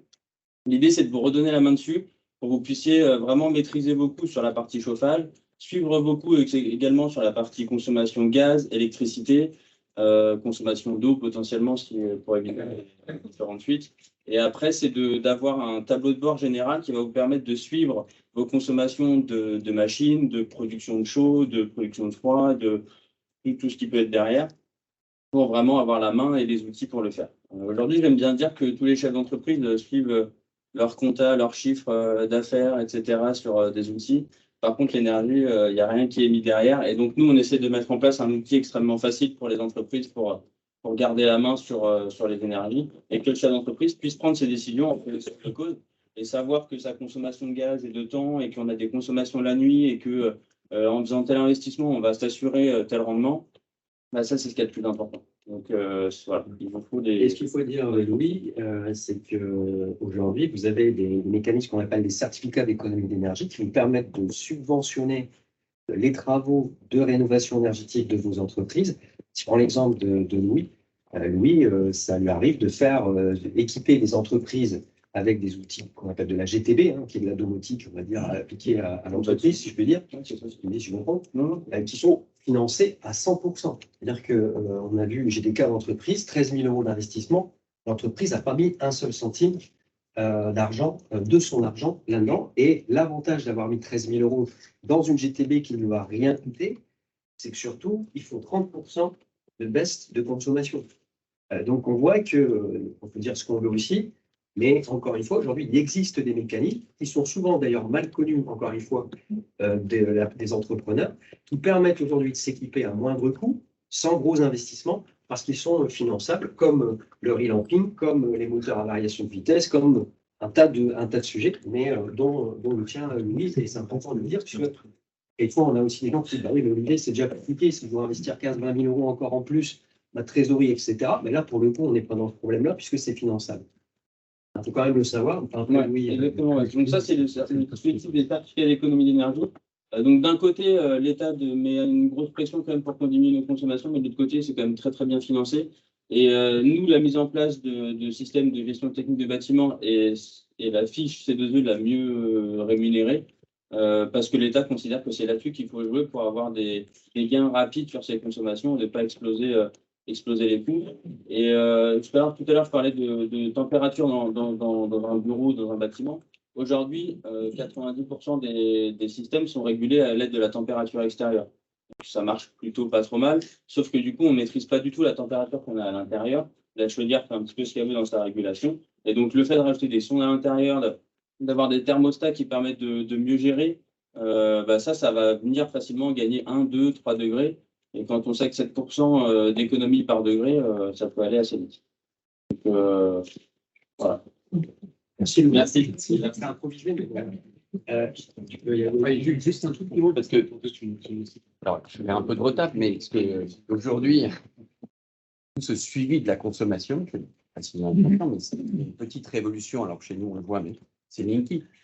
Aujourd'hui, grâce à Linky, vous pouvez suivre à la minute près ce que vous consommez, soit sur, alors c'est EDF et moi, mais Yadis et moi, c'est pareil. Moi, je m'amuse à le faire chez moi, enfin pour mon appartement, pour regarder.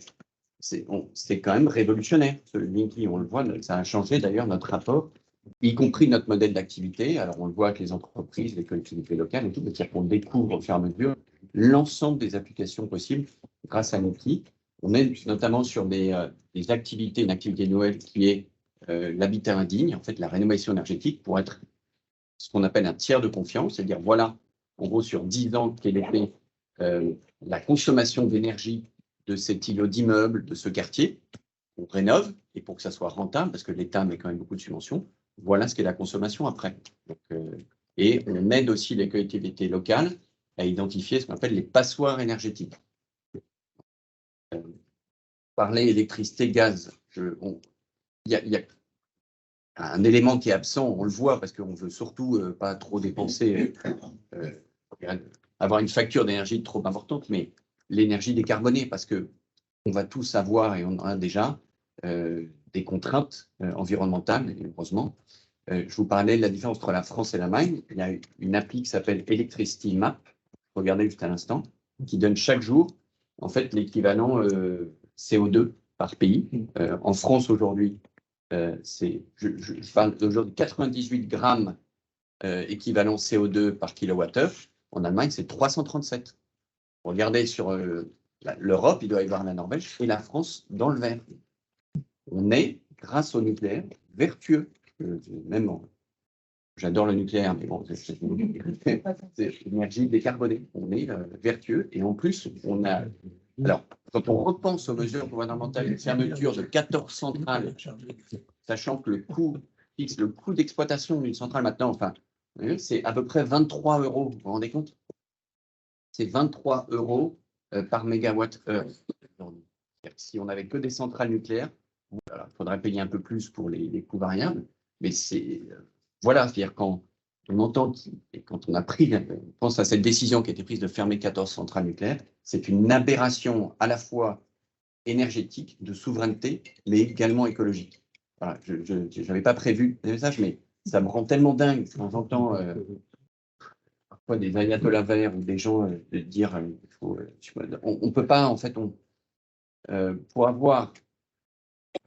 pouvoir consommer la même chose, c'est-à-dire qu'on reste notre consommation, on a une centrale nucléaire ou un barrage qui va nous produire cette énergie, donc qui produit 1 mégawatt, on consomme 1 mégawatt. En énergie renouvelable, il faut produire 3 fois plus, il faut avoir une énergie disponible de 3 fois plus importante que ce qu'on consomme. Donc imaginez, c'est-à-dire que même si on recouvrait la France d'éoliennes ou de panneaux photovoltaïques, on n'arriverait pas à notre consommation. On ne couvrirait pas. Vous laissez dire ça. Et c'est vrai. Non, mais Internet. J'en parlerai après. Ouais. Donc, c'est pour ça que j'insiste, il faut un mix, en fait. Il faut du pilotable et du non pilotable. Voilà. Mais je suis pro aussi renouvelable, mais on ne peut pas faire que ça. Voilà, c'est ça. Je vais juste donner mes conseils. Oui, je te donne la parole. Il n'y a pas de raison, je suis dans un réseau, donc tout le monde. Juste pour terminer sur les quelques conseils dont on parlait tout à l'heure, Thomas avait parlé des droits à Rennes qui avaient été donnés par l'État cette année, donc les fameux 20 Tera supplémentaires. On appelle dans le jargon de l'énergie la Rennes Plus. Vérifiez bien sur vos factures en rentrant que le fournisseur vous l'a bien attribué. Alors, il se peut que ça ne soit pas le cas parce que si vous êtes sur un contrat de marché fixe, vous n'avez pas forcément eu d'arène dans vos prix, donc vous n'êtes pas concerné. Et si vous aviez un contrat avec de l'arène intégré dedans, pour bénéficier de meilleurs tarifs comme vous dites, il faut être vigilant là-dessus. Pourquoi je vous dis que vigilant? Et je ne citerai pas de fournisseurs volontairement, parce que ce n'est pas le but.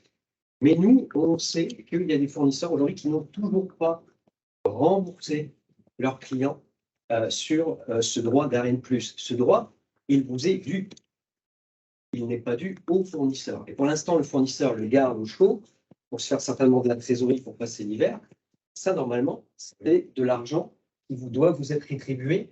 On estime aujourd'hui à 30-40 € quand même de remboursement pour certains clients du mégawattheure. Donc, c'est déjà une belle somme si vous êtes gros consommateur.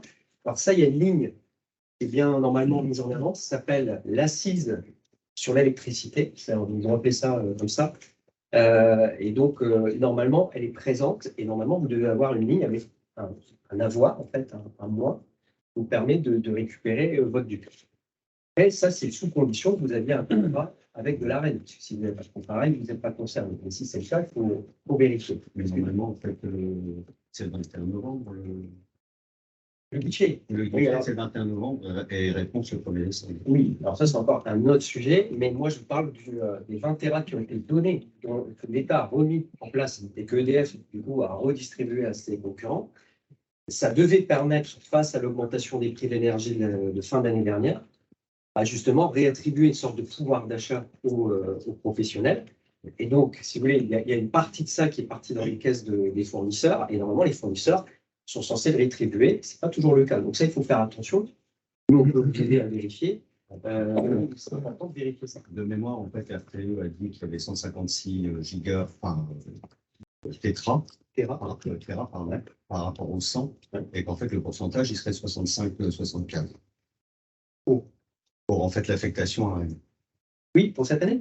Pour cette année. Oui, c'est possible. Alors, il faut savoir que juste. Mais en fait, il n'y avait pas les 100. Parce que là, en fait, on est sur 100. Alors, normalement, il devait y avoir 120 Tera de nouveau cette année. Et face aux différents gestes qu'a fait quand même le gouvernement en termes de subventions, etc., et qui vont être mis en place à partir du 1er janvier 2023, puisqu'elles ne sont pas en vigueur encore, l'État a dit on ne peut pas faire en plus 120 Tera. Donc, en fait, ils sont revenus dessus en disant on aura 100 TWh cette année. Oui, c'est comme les 42 qui devaient être à 49,5 et ils sont revenus à 42. Ouais, voilà. Donc, il y a un peu comme ça des annonces avec marche arrière. Mais bon. Après, encore une fois, l'État ne peut pas tout faire non plus face à cette situation-là. Mais c'est vrai qu'après, on a du mal à suivre. Parce que, et je vous rejoins en fait par rapport au nucléaire. C'est vrai que c'est hallucinant d'arriver dans une situation en fait où si vous avez bien topé en fait votre énergie, vous faites un chèque en fait énorme parce que vous revendez votre AREM, et en fait, vous revendez votre AREM à plus de 500 €, Ouais. alors que vous l'avez en fait à D'ailleurs, c'est hallucinant. ouais, c'est hallucinant, c'est totalement dingue. Il a raison de le dire. Il y a du vol. Il y a des choses qui sont là. Mais c'est Alors, encore une fois, il ne faut pas mettre tout le monde dans le même panier, parce que dire que c'est le cas chez tous les fournisseurs serait un mensonge. Mais c'est vrai que certains en ont profité. Ça, c'est une certitude. Hein, on le sait maintenant. La Creux, elle fait ses enquêtes. Elle va les trouver. Il n'y a pas de problème. Et ils paieront, on l'espère, l'addition. Mais sur cette histoire d'arène, en revanche, certains ont dû avoir son appel de l'écrêtement l'année dernière. Vous en aurez peut-être cette année, mais un peu moins. Pourquoi? Parce que la fuite des clients des fournisseurs alternatifs, particuliers comme professionnels, vers EDF, fait que finalement, les fournisseurs d'énergie vont avoir alternatifs, vont faire moins de demandes à un prochain guichet cette année, normalement d'arène. Et on entend dire que du coup, le taux d'écrêtement serait beaucoup plus bas que celui de l'année dernière. Ça, c'est plutôt une bonne nouvelle, parce que si en plus il y a ça derrière à suivre, après à suivre, mais on en saura plus d'ici fin d'année. Ensuite, ce qu'il faut faire attention, j'insiste, et c'est par rapport aux excès. Souvent, dans les reconductions, on a souvent des professionnels qui nous envoient les lettres qu'ils reçoivent des fournisseurs avec leur nouvelle grille tarifaire. Alors, ces grilles tarifaires, attention, messieurs, meilleur conseil, regardez bien, parce qu'il y a des fournisseurs qui sont vicieux et qui vous mettront les prix en centimes d'euros du kilowattheure. C'est comme ça que la fois dernière, j'ai un client qui me dit, attendez, moi j'ai un prix à 286 €, 286 € le méga, vous êtes à 400, donc c'est forcément, je vais aller chez eux, ils sont moins chers. Et donc on dit, bon, c'est quand même étonnant comme différence, c'était beaucoup. On vérifie, et en fait, ce n'était pas 286 mégas, c'était des centimes d'euros, ce qui faisait que c'était 2860 € le mégawattheure. C'est pas du tout la même chose, c'est 10 fois plus. Donc il faut faire très attention à ce qu'on dit, parce que et dire que c'est les petits fournisseurs qui font ça, ça serait un mensonge, donc même les plus gros s'y amusent. Donc il faut bien regarder ce qu'on fait. Nous, on le voit assez vite. Alors, on en rigole quelquefois parce que les gens nous disent ouais, j'ai la meilleure affaire du siècle, et on voit que c'est un centime. Bon, alors c'est marrant sur le coup, mais c'est moins drôle sur le fond. Hein. Pareil, il y a un fournisseur bien connu qui s'amuse à envoyer des courriers de reproduction. Alors souvent, d'ailleurs, dans le monde agricole, ça se voit beaucoup. Alors, les agriculteurs nous les envoient avec 3000 € le mégawattheure. Bon, 3000 € le mégawattheure, c'est du vol. Hein. Quand on sait que le marché est à 400, c'est du vol manifeste. Donc, il faut faire attention à ce qu'on signe. Hein, encore une fois, c'est pour ça que tout à l'heure, je vous ai donné des indicateurs de marché. Et le marché est ce qu'il est. Aujourd'hui, le marché il est à 400, il n'est pas à 3000 là-dessus. Donc, quand un fournisseur vend des mégawattheures à 3000 €, là, on est quand même dans une situation qui est dramatique. Alors, Thomas en parlait tout à l'heure, mais c'est plus vicieux que ça, parce qu'en fait, l'objectif de ça, c'est de vous faire partir de chez eux. Parce qu'en vous faisant partir de chez eux, en vous poussant, et il y a des fournisseurs, comme disait Thomas tout à l'heure, qui ont poussé leurs clients à partir. Ils ont envoyé des courriers de reconduction avec des prix totalement dingues. Du coup, qu'est-ce que vous faites? Eh bien, non, c'est comme ça, je repars chez EDF. EDF va arriver. Du coup, là, ils sont sous l'eau, une tripotée de professionnels et de particuliers qui voient leur facture flamber. Et là, on est sur un mécanisme un peu tendancieux qui consiste ensuite à refourguer la reine que j'ai achetée sur les marchés à prix fort. Donc là, on voit qu'il y a quand même un sacré panier de crabes qui est caché derrière. Et c'est pour ça qu'il faut bien surveiller et parfois se faire conseiller. La tacite reconduction, c'est pour ça que je vous disais tout à l'heure, le conseil, regardez vos dates d'échéance pour éviter les tacites reconduction, parce que les tacites reconduction, le fournisseur, après, il peut vous reconduire quelquefois jusqu'à 3 ans, parce qu'il y a des fournisseurs qui ont des tacites reconduction, c'est 3 plus 3, hein, c'est pas 3 plus 1. Donc, si vous êtes reparti 3 ans avec un boulet au pied, offre. Les engagements de conso, alors ça, je l'explique aussi, parce que c'est une nouveauté des fournisseurs dans les territoires, particulièrement quand on a du gaz et de l'électricité, c'est qu'avant, l'engagement de consommation était devenu quelque chose de commercialement parlant négociable. C'est-à-dire que les fournisseurs ne mettaient plus dans les contrats des professionnels, pour du gaz comme pour de l'électricité, d'engagement de consommation. C'est-à-dire que si vous aviez 500 mégas de consommation à l'année et que vous aviez 700 parce que vous avez bien tourné, le fournisseur ne vous pénalisait pas, ne vous punissait pas en gros pour la surconsommation. Là aujourd'hui, c'est plus vicieux que ça, parce qu'il faut regarder bien dans les CGV, parce qu'en plus, le côté obscur du système, c'est que souvent, ce n'est pas indiqué dans le contrat que vous signez. Il y a beaucoup de choses qui sont planquées dans les CGV, en tout petit, hein, à la page 50 des CGV. Et donc là, vous voyez arriver toute une tripotée maintenant d'engagement de consommation. Encore une fois, ça n'est pas valable chez tous les fournisseurs, mais des fournisseurs qui ne faisaient jamais d'engagement de consommation en font maintenant, parce qu'en faisant ça, ils se protègent. mais en même temps, vous prenez un risque. Pour ça, il faut bien le regarder. Hein, donc, autre petite astuce si vous regardez. Après, on en parlait tout à l'heure, il y a aussi des moyens de faire des économies. Dernier conseil, c'est de regarder quand vous avez des puissances secrètes aussi, si vous n'avez pas moyen d'optimiser vos puissances. Aujourd'hui, quand on cherche à faire des économies, ça pour ça qu'il y a beaucoup d'entreprises parfois qui rachètent des locaux, qui voient leur bâtiment changer, évoluer, parce qu'il y a des nouvelles machines, parce qu'il y a des process, etc. Et là, on peut faire de l'optimisation de puissance. C'est-à-dire que peut-être que vous aviez 500 kVA de puissance, et puis bah, vous avez peut-être la possibilité, finalement, par les investissements que vous avez faits ou par rapport à votre fonctionnement, finalement, peut-être besoin que de la moitié. En faisant ça, vous allez pouvoir baisser vos coûts d'acheminement, vos coûts d'abonnement, etc. Et c'est une économie qui est possible. Et ça, c'est tout à fait possible. On dit ça l'habitude de le faire. Alors après, il y a des règles. Hein. Là, je le dis rapidement. Thomas parlait aussi de quelque chose que je conseille aussi, c'est le sujet de l'effacement. L'effacement, pour les entreprises qui peuvent le faire, je prends un exemple. Je suis maraîcher, j'ai des serres, et puis je chauffe mes serres, mettons, à 20 degrés pour faire pousser des salades. Le maraîcher peut accepter, effectivement, comme le disait Thomas, d'accepter de s'effacer du réseau pendant 1 heure ou 2 heures. La température de sa serre va baisser de 20 à 18 degrés. Et ça ne va pas mettre en péril sa production. Mais les 2 heures où il s'est effacé, il va lier un contrat avec un agrégateur d'effacement, ce qu'on appelle un agrégateur. Donc, c'est des sociétés qui sont assermentées, on va dire, par la Commission de régulation de l'État. Et il va pouvoir, du coup, être rémunéré parce qu'il s'efface du réseau. Ça, c'est peu connu des professionnels, mais c'est un moyen parfois pour les professionnels qui peuvent le faire si leur activité le permet, de récupérer une manne financière également, sans sortir le moindre euro. Il y avait aussi, comme je disais tout à l'heure, l'énergie management qui est un vrai sujet. C'est aujourd'hui, on ne peut pas gérer une boîte sans savoir combien on consomme, comment on consomme. Ouais, oui. Je voudrais juste ajouter aussi que sur les biens rapides, ça peut être les dépassements de puissance. Tu as parlé de l'inverse quand on avait des contrats qui étaient trop gros, mais à l'inverse, on a des contrats qui sont trop petits et qu'on a des dépassements, les dépassements sont surfacturés. Et donc, c'est peut-être qu'un ajustement de contrat pourrait résoudre pas mal de solutions. Voilà. Il y a autre chose aussi qu'on développe beaucoup. Alors, c'est même la première région en termes de développement. C'est ce qu'on appelle l'autoconsommation collective. On voit ça de plus en plus.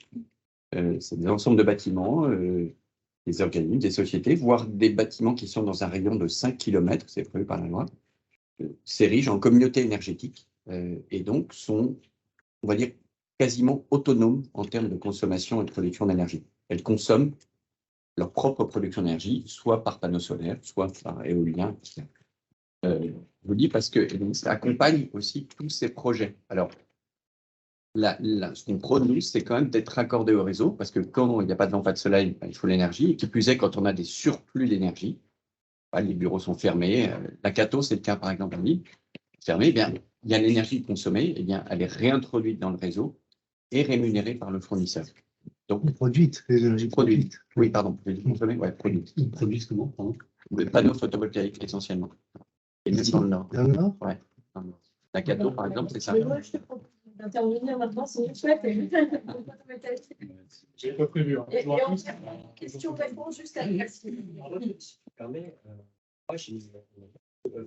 aujourd'hui, il y a un vrai sujet sur le photovoltaïque. Moi, je suis un fan du photovoltaïque, je dis. On discute alors. Il n'y a pas de problème. Après, ça ne peut pas tout résoudre. Absolument. Ça, on est d'accord avec nous. Mais il y a beaucoup d'entreprises qui regardent le sujet. C'est un vrai bon sujet.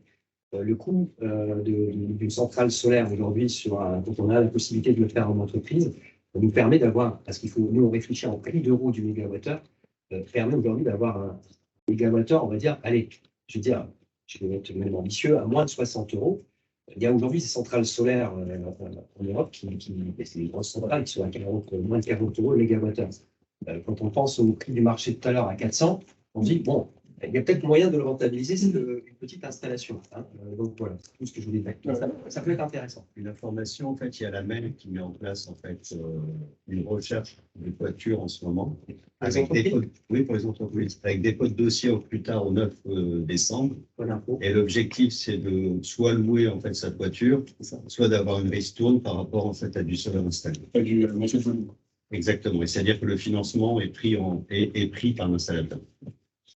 Du coup, je me présente rapidement, Jérôme Borne, je suis le co-gérant de la société Sonelis. On est concepteur et installateur de centrales photovoltaïques basées à Lille et on rayonne dans tous les Hauts-de-France.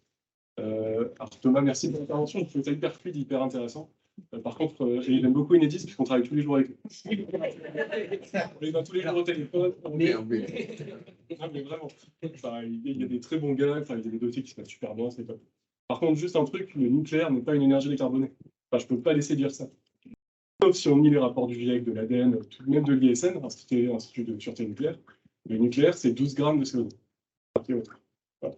Le charbon est de combien? Pardon? Le charbon est type... Non, mais moi, je suis pro-mix énergétique aussi. C'est-à-dire que je ne suis pas du tout anti-nucléaire et je ne dis pas qu'il faut tout fermer de demain, on arrête tout.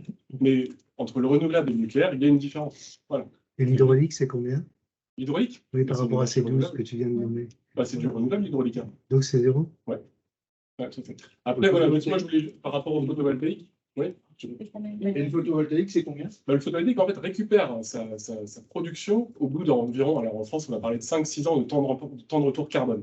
C'est-à-dire que le coût de fabrication pour un panneau photovoltaïque, qui est en Chine, je parle en Chine, puisque, pour être transparent, 90% des cellules dans le monde sont faites en Chine et en Asie. Alors, c'est un défaut d'industrialisation mondiale qui est assez impressionnant, mais voilà, il ne faut pas le nier. Même les assembleurs européens achètent des cellules en Chine. En fait, les modules sont assemblés en Allemagne, même en France. On a des usines françaises mais qui assemblent. Mais voilà, aujourd'hui, le coût carbone d'un panneau, pour retrouver son investissement et qui récupère entre guillemets toutes ses économies, c'est environ 5-6 ans. Après, c'est zéro. Une fois qu'il est installé, une fois qu'il se met à produire, sachant que la durée de vie d'un panneau photovoltaïque, pour ceux qui en ont des doutes, c'est entre 35 et 40 ans en termes de durée de vie. La garantie fabricant, elle est de 25 à 30 ans, et la durée de vie est de 35 à 40 ans. Voilà. C'était juste un truc que je voulais dire. Mais tu as bien Ça fait partie des solutions indispensables. On y vient, hein, mais non, je n'ai jamais dit ça.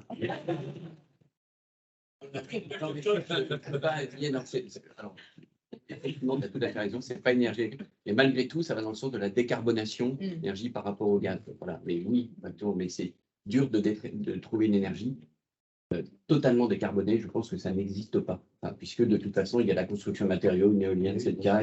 De toute façon, il y aura un bilan carbone qui sera toujours positif. Il y a un bilan carbone indirect. Encore une fois, quand on considère une vue macro, et moi je suis très souverainiste, le mix énergétique, voilà, est indispensable. Et d'ailleurs, Enedis le dit, on est à dire à 600 000 installations photovoltaïques reliées en France.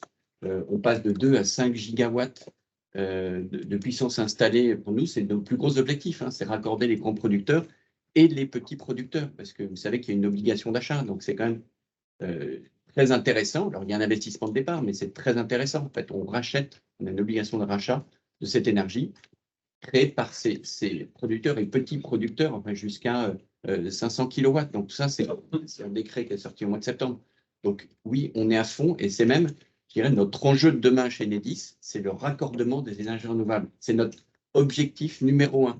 Je dis parce que il faut aller dans le sens de cette accélération. Donc, oui, mais je parlais du nucléaire parce que déjà, j'aime bien le défi scientifique que ça représente. J'aime bien savoir qu'en France, on sait construire des centrales. J'aime bien savoir qu'en France, on a des ingénieurs qui conçoivent des EPR. Ça prend du temps, ça coûte de l'argent, mais derrière, c'est ce qui fait qu'on c'est un pays souverain. On ne dépendra pas des autres en matière d'énergie. Voilà. Et je le dis, ça ne peut pas se faire qu'avec du renouvelable, mais évidemment, je suis à fond nucléaire comme je suis à fond renouvelable aussi. C'est mon boulot tous les jours de raccorder ça. Donc, je peux aller que dans ton sens, puis c'est un très bon client. Alors, moi, je voudrais juste témoigner avec vous, mettre un témoignage par rapport aux gros consommateurs. C'est vrai qu'aujourd'hui, on est sollicité énormément par l'industriel, même des agriculteurs, hein, des agriculteurs qui ont des antivrines notamment, des choses comme ça. Aujourd'hui, le photovoltaïque est vraiment un moyen, après, et j'insiste parce que c'est très bien expliqué, mais après avoir travaillé sur l'enveloppe par rapport à l'isolation, après avoir travaillé sur l'optimisation, et Louis l'expliquait, piloter son énergie et réduire sa consommation, c'est d'abord les premières actions à faire pour moins consommer.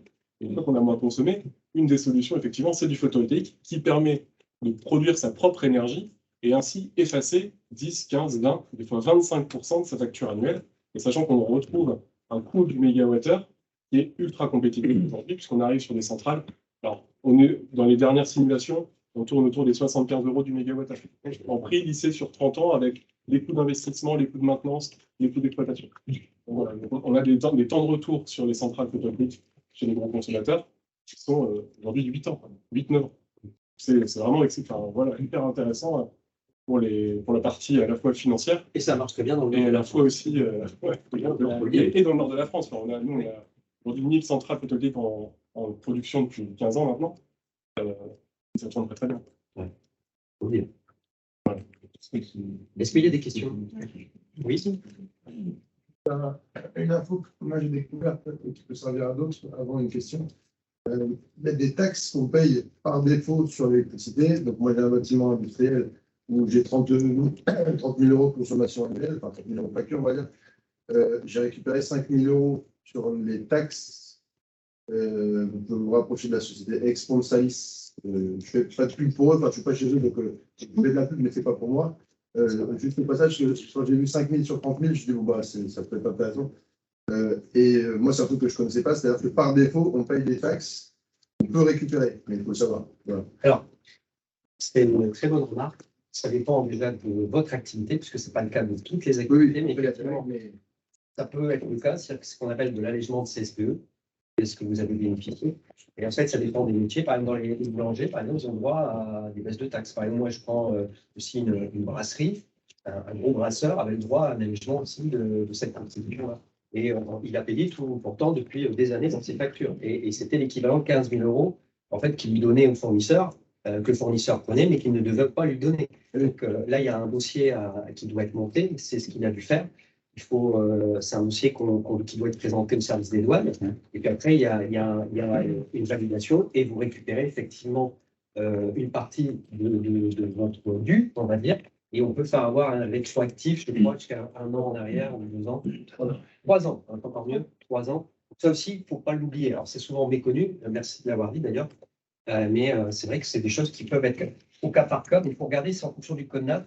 En général, c'est les entreprises qui ont un code NAF qui démarre entre 0 et 3.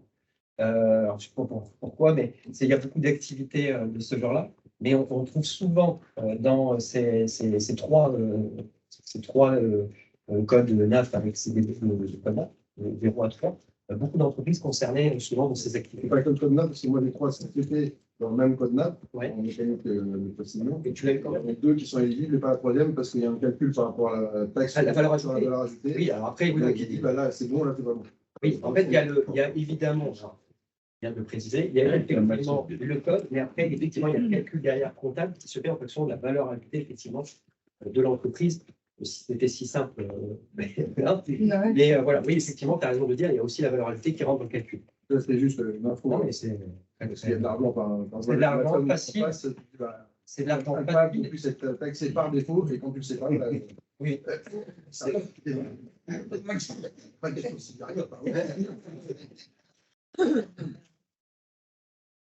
Si on est en contrat, si on prend un cas concret, un contrat qui s'arrête fin 2023, c'est-à-dire que moi j'ai un contrat sur 3 ans jusqu'à fin 2023, sans engagement, parce que j'ai bien compris que ça bougeait tous les jours, mais la bonne période dans laquelle il faut essayer de re-signer, c'est quand? C'est OK, le nouveau prix, le nouveau entre guillemets bon prix, parce que moi j'étais à, on va dire, 60 € le mégawattheure.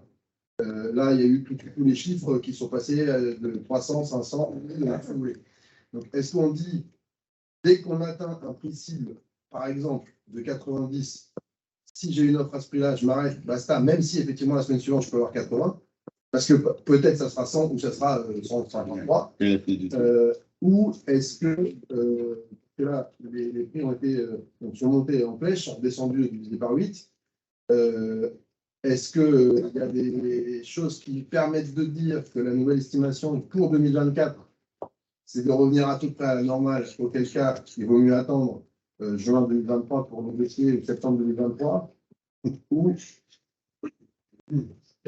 Le Christelle. Tu réponds. Énerve-toi avec la question. Cette question-là, c'est une question qu'on nous pose tous les jours. Voilà. Puis c'est très difficile de répondre parce qu'encore une fois, moi je suis pas devin et je ne sais pas ce qui peut arriver. Encore une fois, il y a l'histoire des températures, la guerre en Ukraine. Le fait, ce qui est important aussi, c'est c'est le fait que EDF puisse se remettre du terme très rapidement, mais ça sera le cas en 2023. Et ça sera peut-être même le cas en grande partie d'ici fin 2022, pas en totalité, mais une bonne partie quand même, il faut le maximum. Donc premier trimestre 23, on va dire qu'on devrait avoir un parc nucléaire à nouveau. Alors, je permettez-moi de répondre parce que d'ailleurs, d'hier, donc c'est EDF qui vise une disponibilité de 42 réacteurs le 1er décembre, voilà, sur 56, hein, alors qu'on était à 28 il n'y a pas longtemps, oui. Et 46 au 1er janvier sur les 56 que compte le parc nucléaire français. Ces perspectives ont été revues à la baisse par rapport au dernier décompte qui était réalisé le 27 octobre. On prévoyait 45 et 50. Mais comme vous savez, il y a eu des grèves chez EDF et qui ont retardé la maintenance de ces deux réacteurs. Donc voilà, donc 46 réacteurs sur 56 au 1er janvier. C'est-à-dire que c'est nettement plus optimiste que ce qu'on prévoyait. Oui, mais ça ne change rien au mécanisme de prix que vous avez décrit tout à l'heure. Un peu quand même. Un peu parce que vous voyez la partie, vous vous souvenez, sur l'axe des abscisses. Oui, il est européen le mécanisme. Sur l'axe des abscisses, oui. Mais malgré tout, on fournit toute l'Europe. Hein. Sur l'axe des abscisses, oui. Ça s'était considérablement réduit. Oui, et du coup, on arrivait plus rapidement vers le charbon. D'accord. Ça, c'est beaucoup plus grand. Ben, on mettra un peu plus de temps pour ouvrir une centrale à charbon ou à gaz beaucoup plus cher. En fait, on va casser un système qui est spéculatif. Oui, parce qu'aujourd'hui, on est sur un marché boursier. Les gars qui spéculent derrière, ils se disent EDF n'arrivera pas à faire le job. Donc, du coup, nous, on en profite, on met un coup, on prend un risque. En fait, on considère qu'il y a un risque, donc on fait monter les coûts. À l'inverse, si demain, et moi je crois beaucoup à début d'année, je pense que ça devrait, premier trimestre en tout cas 23, nous, on dirait que, sauf ceux qui ne peuvent pas faire autrement, acheter en plein hiver, c'est pas forcément une bonne idée en ce moment. Et j'aurais tendance à dire que si EDF arrive à faire ce beau challenge de remettre tout d'équerre pour le premier trimestre, et que, en fonction des stocks de gaz en sortie d'hiver, on n'est pas trop mal, normalement, on devrait quand même avoir une baisse progressive des marchés de l'énergie pour mai, juin 2023, et après peut-être une baisse significative dans les semaines d'après qui suivent, mais encore une fois, sous réserve de ce qui va se passer, des centrales, etc. Parce que, excusez-moi, je propose, pas que les centrales, ça, cette partie-là. Vous voyez, l'hydraulique aussi, l'éolien. L'éolien photovoltaïque, c'est pareil, si on agrandit cette base-là, et ça, c'est tout l'objet de la loi de transition énergétique, là, qui est disputée, vous savez, entre le Sénat et l'Assemblée. Ça va amener des... Et l'un des points essentiels sur lesquels LR veut mettre un abonnement, qui était de permettre aux maires de mettre un droit de veto, ce qui, pour nous, remet complètement en cause cette loi. Et on le voit tous les jours chez Enedis. C'est-à-dire que pour purger tous les recours, et notamment, c'est l'aspect... c'est pas le raccordement en soi qui est long. Ça prend une semaine.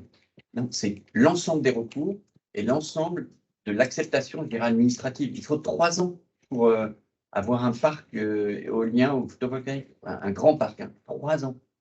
Vous vous rendez compte? Donc c'est pour ça que l'État dit qu'il faut accélérer, parce que si on accélère cette base-là, eh ben c'est pareil. On recule le nucléaire, on recule tout ça, et donc, mécaniquement, déjà, on fait baisser, on augmente l'offre. La demande, de toute façon, va augmenter, on le sait. Mais surtout, on fera baisser mécaniquement par les marchés le prix de l'énergie. Donc, c'est pas que, vous voyez, c'est ça qui est bien également pour la planète, c'est que c'est pas qu'humaniste, c'est aussi, je dirais, c'est une vertu économique et financière, ce qui a été compris depuis longtemps. Pour ça, comme on dit tout à l'heure, la plupart des professionnels de l'énergie disent sortie de crise début 24. Donc, c'est ce que je disais tout à l'heure. Parce que, de toute façon, il y a encore de choses qui restent à vérifier sur 2023. Si on a imaginons, une guerre en Ukraine qui stop pour plein de raisons, là, pareil, ça va changer beaucoup de choses. Hein, puisque, l'oublier, ça a eu quand même aussi un impact sur le gaz naturel. Donc, si tout ça se combine bien, oui, il y aura forcément une baisse. Après, encore une fois, tout ça est sous regard de... Le délai pour la mise en place d'une installation sur un... Je ne sais pas si je t'ai demandé à Thomas sur la partie photovoltaïque, sur les délais de raccordement, on est plutôt à 1 an. Non, mais c'est très producteur. Et sur les délais de mise en place d'une installation photovoltaïque aujourd'hui, concrètement, il y a 3 mois d'études côté réseau. Ensuite, pour les travaux, il faut compter 3 à 4 mois. Donc, nous, on va dire que c'est entre 8 mois et 1 an. Entre au moment où on se démarre, Ouais. on enclenche une demande de raccordement et on peut mettre en service. Sans recours justement des Alors, en voisins. photovoltaïque, on a la chance d'avoir très peu de recours, puisqu'il nous faut juste une autorisation administrative de type déclaration préalable de travaux ou permis de construire, et qui sont dans 99% des cas acceptés. Il n'y a pas de recours, en fait. On a parlé de mutualisation. Qu'est-ce que ça apporte comme ordre de grandeur de gain? Et y a-t-il encore des fournisseurs qui acceptent de jouer cette complexité? Alors, aujourd'hui, il y a très peu de fournisseurs sur le marché pour les professionnels. Il y en a de moins en moins. Nous, on a tous les jours des professionnels qui nous appellent en disant « J'ai appelé tel fournisseur, il n'y en a aucun qui veut me faire une offre. » Il y a deux problèmes. Déjà, il y a beaucoup de fournisseurs qui maintenant regardent les notes financières des entreprises. Ça, c'est un autre sujet. Donc, il va falloir sérieusement que l'État s'occupe. Parce que les notes financières, déjà, elles ont été dégradées à cause du Covid.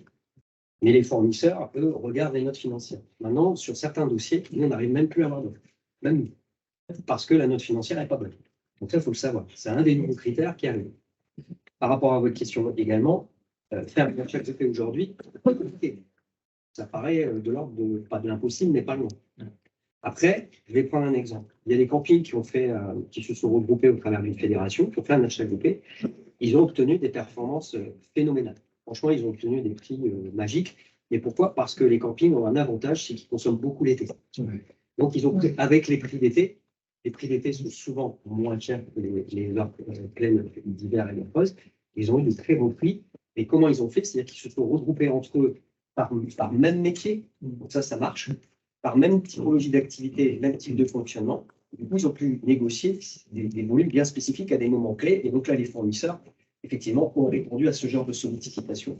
Si on veut faire un achat groupé avec des TPE, des industriels, etc., c'est même pas la peine. Il faut oublier, ça ne marchera pas. Plutôt qu'on va être embêté avec les fins d'échéance des entreprises. Quand on l'avait fait à l'époque avec Béatrice, c'était à la fin des tarifs réglementés. Donc toutes les entreprises étaient en fin de tarifs réglementés. C'était facile à faire. Aujourd'hui, c'est beaucoup plus complexe. Après, ça n'est pas impossible. Mais une des règles de l'achat groupé, c'est de dire quand on fait un achat groupé entre sociétés, il faut accepter d'aller au bout. Parce que si vous commencez à dire, moi, j'amène un volume au fournisseur, il ne faut pas qu'en cours de partie, vous ayez la moitié des participants qui s'en vont. Donc, c'est tout un écosystème à bien organiser. Donc, possible, oui, c'est possible. En ce moment, c'est quasiment impossible. Et après, encore une fois, ça, c'est par rapport à ce qu'on disait tout à l'heure, petit aparté. Et attention, les notes, pareil, nous, souvent, ce qu'on demande aux clients, parce qu'il y a des entreprises qui ne publient pas leur bilan, parfois pour des questions de confidentialité, ne vous arrêtez pas à ça. Vous pouvez donner un bilan et en donnant votre bilan, votre note, puisque quelquefois vous avez une notation, comme vous ne le savez pas toujours, nous, on peut vous la donner. Et cette note, elle peut être revue à la hausse dans la journée. Hein, donc, il faut le savoir, parce que je pense que si vous êtes bloqué par ce genre de choses, il peut y avoir des solutions. Mais il faut quand même avoir en tête que c'est déjà pas facile. Si en plus on n'est pas dans le vert, ça va être compliqué. Mais du coup, il y a des limites géographiques à ce programme-là, non? On ne peut pas se rencontrer avec des gens qui sont. Non, vous pouvez faire une opération avec, mettons, des campings qui sont dans les France. Non, mais puis je prends les campings, c'est un hasard. Pas du coup pour des campings. Et des campings qui seraient dans le sud de la France. Ah ouais. Parce que leur système de consommation est identique. La région consomme. Là où ça pose problème, ce qu'on disait Thomas, c'est quand il y a des régies d'électricité, parce que là, on est sur une situation un peu atypique. Et on va dire que dans la grande partie, vous pouvez agglomérer des personnes d'une même activité, d'une même profession, peu importe la région où elles sont. Ce qui empêche, nous, pour les sites Enedis, à plein de sites, on a un seul contrat d'énergie. On paye quand même notre. Il n'y a pas de tarif d'agence. Oui, vous m'avez fait extrêmement peur tout à l'heure. Vous avez dit que la demande va augmenter. Est-ce qu'on sait de combien à peu près? Et c'est extrêmement préoccupant puisqu'on est dans un monde aujourd'hui où on dit qu'il faut arrêter toute consommation. Donc c'est quand même inquiétant de savoir qu'on va encore plus consommer demain. Oui, la réponse est oui. On sait dans quelle mesure? Il y a plusieurs scénarios. Donc, il y a RTE qui a sorti un scénario prospectif stratégique à 2050. Oui, la demande va augmenter. Alors, suivant les scénarios, entre 10 et 30%. Parce que nos usages sont de plus en plus, se tournent de plus en plus vers l'électricité, avec la mobilité électrique. Il y a 2035, fin de la vente des véhicules thermiques neufs. Nous, notre activité qui est plus en croissance, juste derrière les énergies renouvelables, c'est le raccordement, en gros, des bornes de recharge publiques, chez Lidl, McDonald's, tout ça.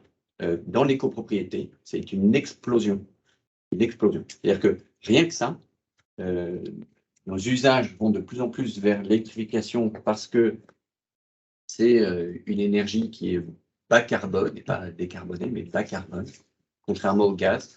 Donc, ça veut dire que de plus en plus, par exemple, les promoteurs, on le voit avec le prix du gaz, eh bien, se tournent tous vers le chauffage électrique. Voilà, parce que l'avenir, je dis, ça c'est fondamental dans la construction, les matériaux sont tels que, c'est à peine exagéré, ça sera fini, il n'y aura plus besoin de chauffage. En fait, on ne va vendre que des pompes à chaleur pour refroidir. Mais on n'aura plus besoin de se chauffer. Mais on va, effectivement, c'est inexorable, la demande est croissante. Alors, suivant les axes de sobriété qui sont mis en place, hein, la demande, mais c'est entre 10 et 30% d'ici 2050. Oui. Mais à défaut pour le pétrole, ça veut dire que le pétrole est censé baisser. Oui. Donc on a une estimation globale sur l'énergie en particulier. Alors, je ne l'ai pas en tête, je ne peux pas vous dire, je ne l'ai pas en tête. D'accord. On pourrait revenir faire un truc sur des scénarios prospectifs, parce que c'est vraiment intéressant sur effectivement les évolutions des usages de consommation et comment RTE voit la consommation et l'offre française évoluer. Mais si aujourd'hui, effectivement, le gouvernement accélère la transition énergétique, veut construire 14 centrales nucléaires, c'est la raison, c'est ça, c'est l'augmentation de la demande. Voilà. Et on le voit, enfin, rien qu'à Dunkerque, qui est à mon avis la future grande zone attractive de la région, le grand port maritime de Dunkerque, autour de cette zone, on a construit un poste source par anticipation. Il faut qu'on en construise 3 là, dans les 7 ans à venir, parce qu'il y a des boîtes qui arrivent. Je dirais, ça sera la zone de construction des batteries électriques, ça sera la zone aussi de construction de l'hydrogène vert utilisable comme énergie. C'est Dunkerque, c'est 15 000 emplois, c'est plusieurs milliards d'euros de chiffre d'affaires, et rien que ça, enfin, on voit qu'il y a énormément de consommation. C'est-à-dire que ça explose pas encore, mais c'est croissant par exponentielle partout. Sur la MED, il faut qu'on construise un poste source aussi. Vous le voyez, Villeneuve d'Ascq, autour du grand stade, là, qu'on va souvent s'installer là-bas, qui se développe. Eh bien, chaque fois qu'on construit, eh bien, on électrifie. On est partout. C'est-à-dire que et il y a de moins en moins de gaz en fait dans cette partie-là. L'hydrogène va venir combler un vide qui est celui de l'industrie de grosse puissance, des transports qui est une grosse puissance. C'est pas parfait non plus, mais voilà. Et donc, de moins en moins de gaz, de plus en plus d'électricité, d'hydrogène, et l'hydrogène conçu avec de l'électricité. Donc, finalement, la part d'électricité va être croissante, mais c'est-à-dire passer de 25 à 60%.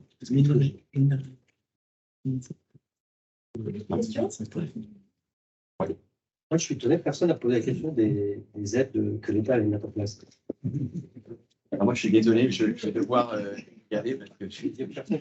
Sur l'aide, moi je l'ai bien compris, c'est au-dessus de 325 €. Alors, quand on est, par exemple, dans mon cas, de 60 à potentiellement 400, là, de 60 à 400, il ne se passe rien. Enfin, pardon, de 60 à 325, il ne se passe rien, et on est aidé au-dessus. Non, parce que l'État considère que sur le premier 325, vous avez bénéficié de la REM. Donc, vous avez eu un avantage tarifaire. Il considère que c'est bon. Et la subvention, elle va s'appliquer sur la différence entre les deux. On va faire le delta. Donc, si vous avez un contrat à 600, ça va se passer comme ça. C'est 600 dans le 325, ça va être coupé en deux, moitié ira dans votre poche. Et comment ça va? Ça correspond à 25%, on va dire, du montant normalement qui est calculé par le gouvernement. Après, il faudra voir quand ça va être mis en place. C'est à partir du 1er janvier 2023. Et en fait, vous n'aurez pas à faire de demande puisque ça sera fait de manière automatique par les fournisseurs d'énergie à première vue. Donc, il n'y aura pas besoin de déposer des dossiers, etc. Normalement, vous devriez avoir arrivé dans vos factures, si encore une fois vous êtes concerné, un avoir qui est une rétribution des aides gouvernementales, comme un peu un bouclier tarifaire. Ça, c'est important. Je me prenais excusez, mais je dois vous laisser parce que j'ai ça n'a rien à voir. Je crois que c'est la dernière.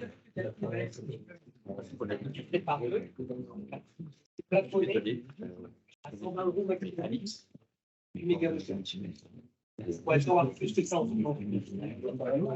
Non, ça sera que automatique par les fournisseurs.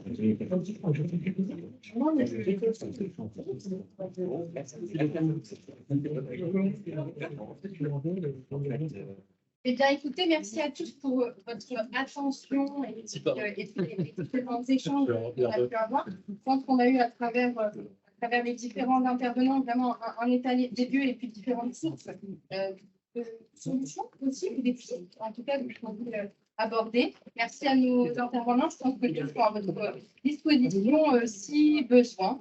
Et nous également. Bonne journée à tous.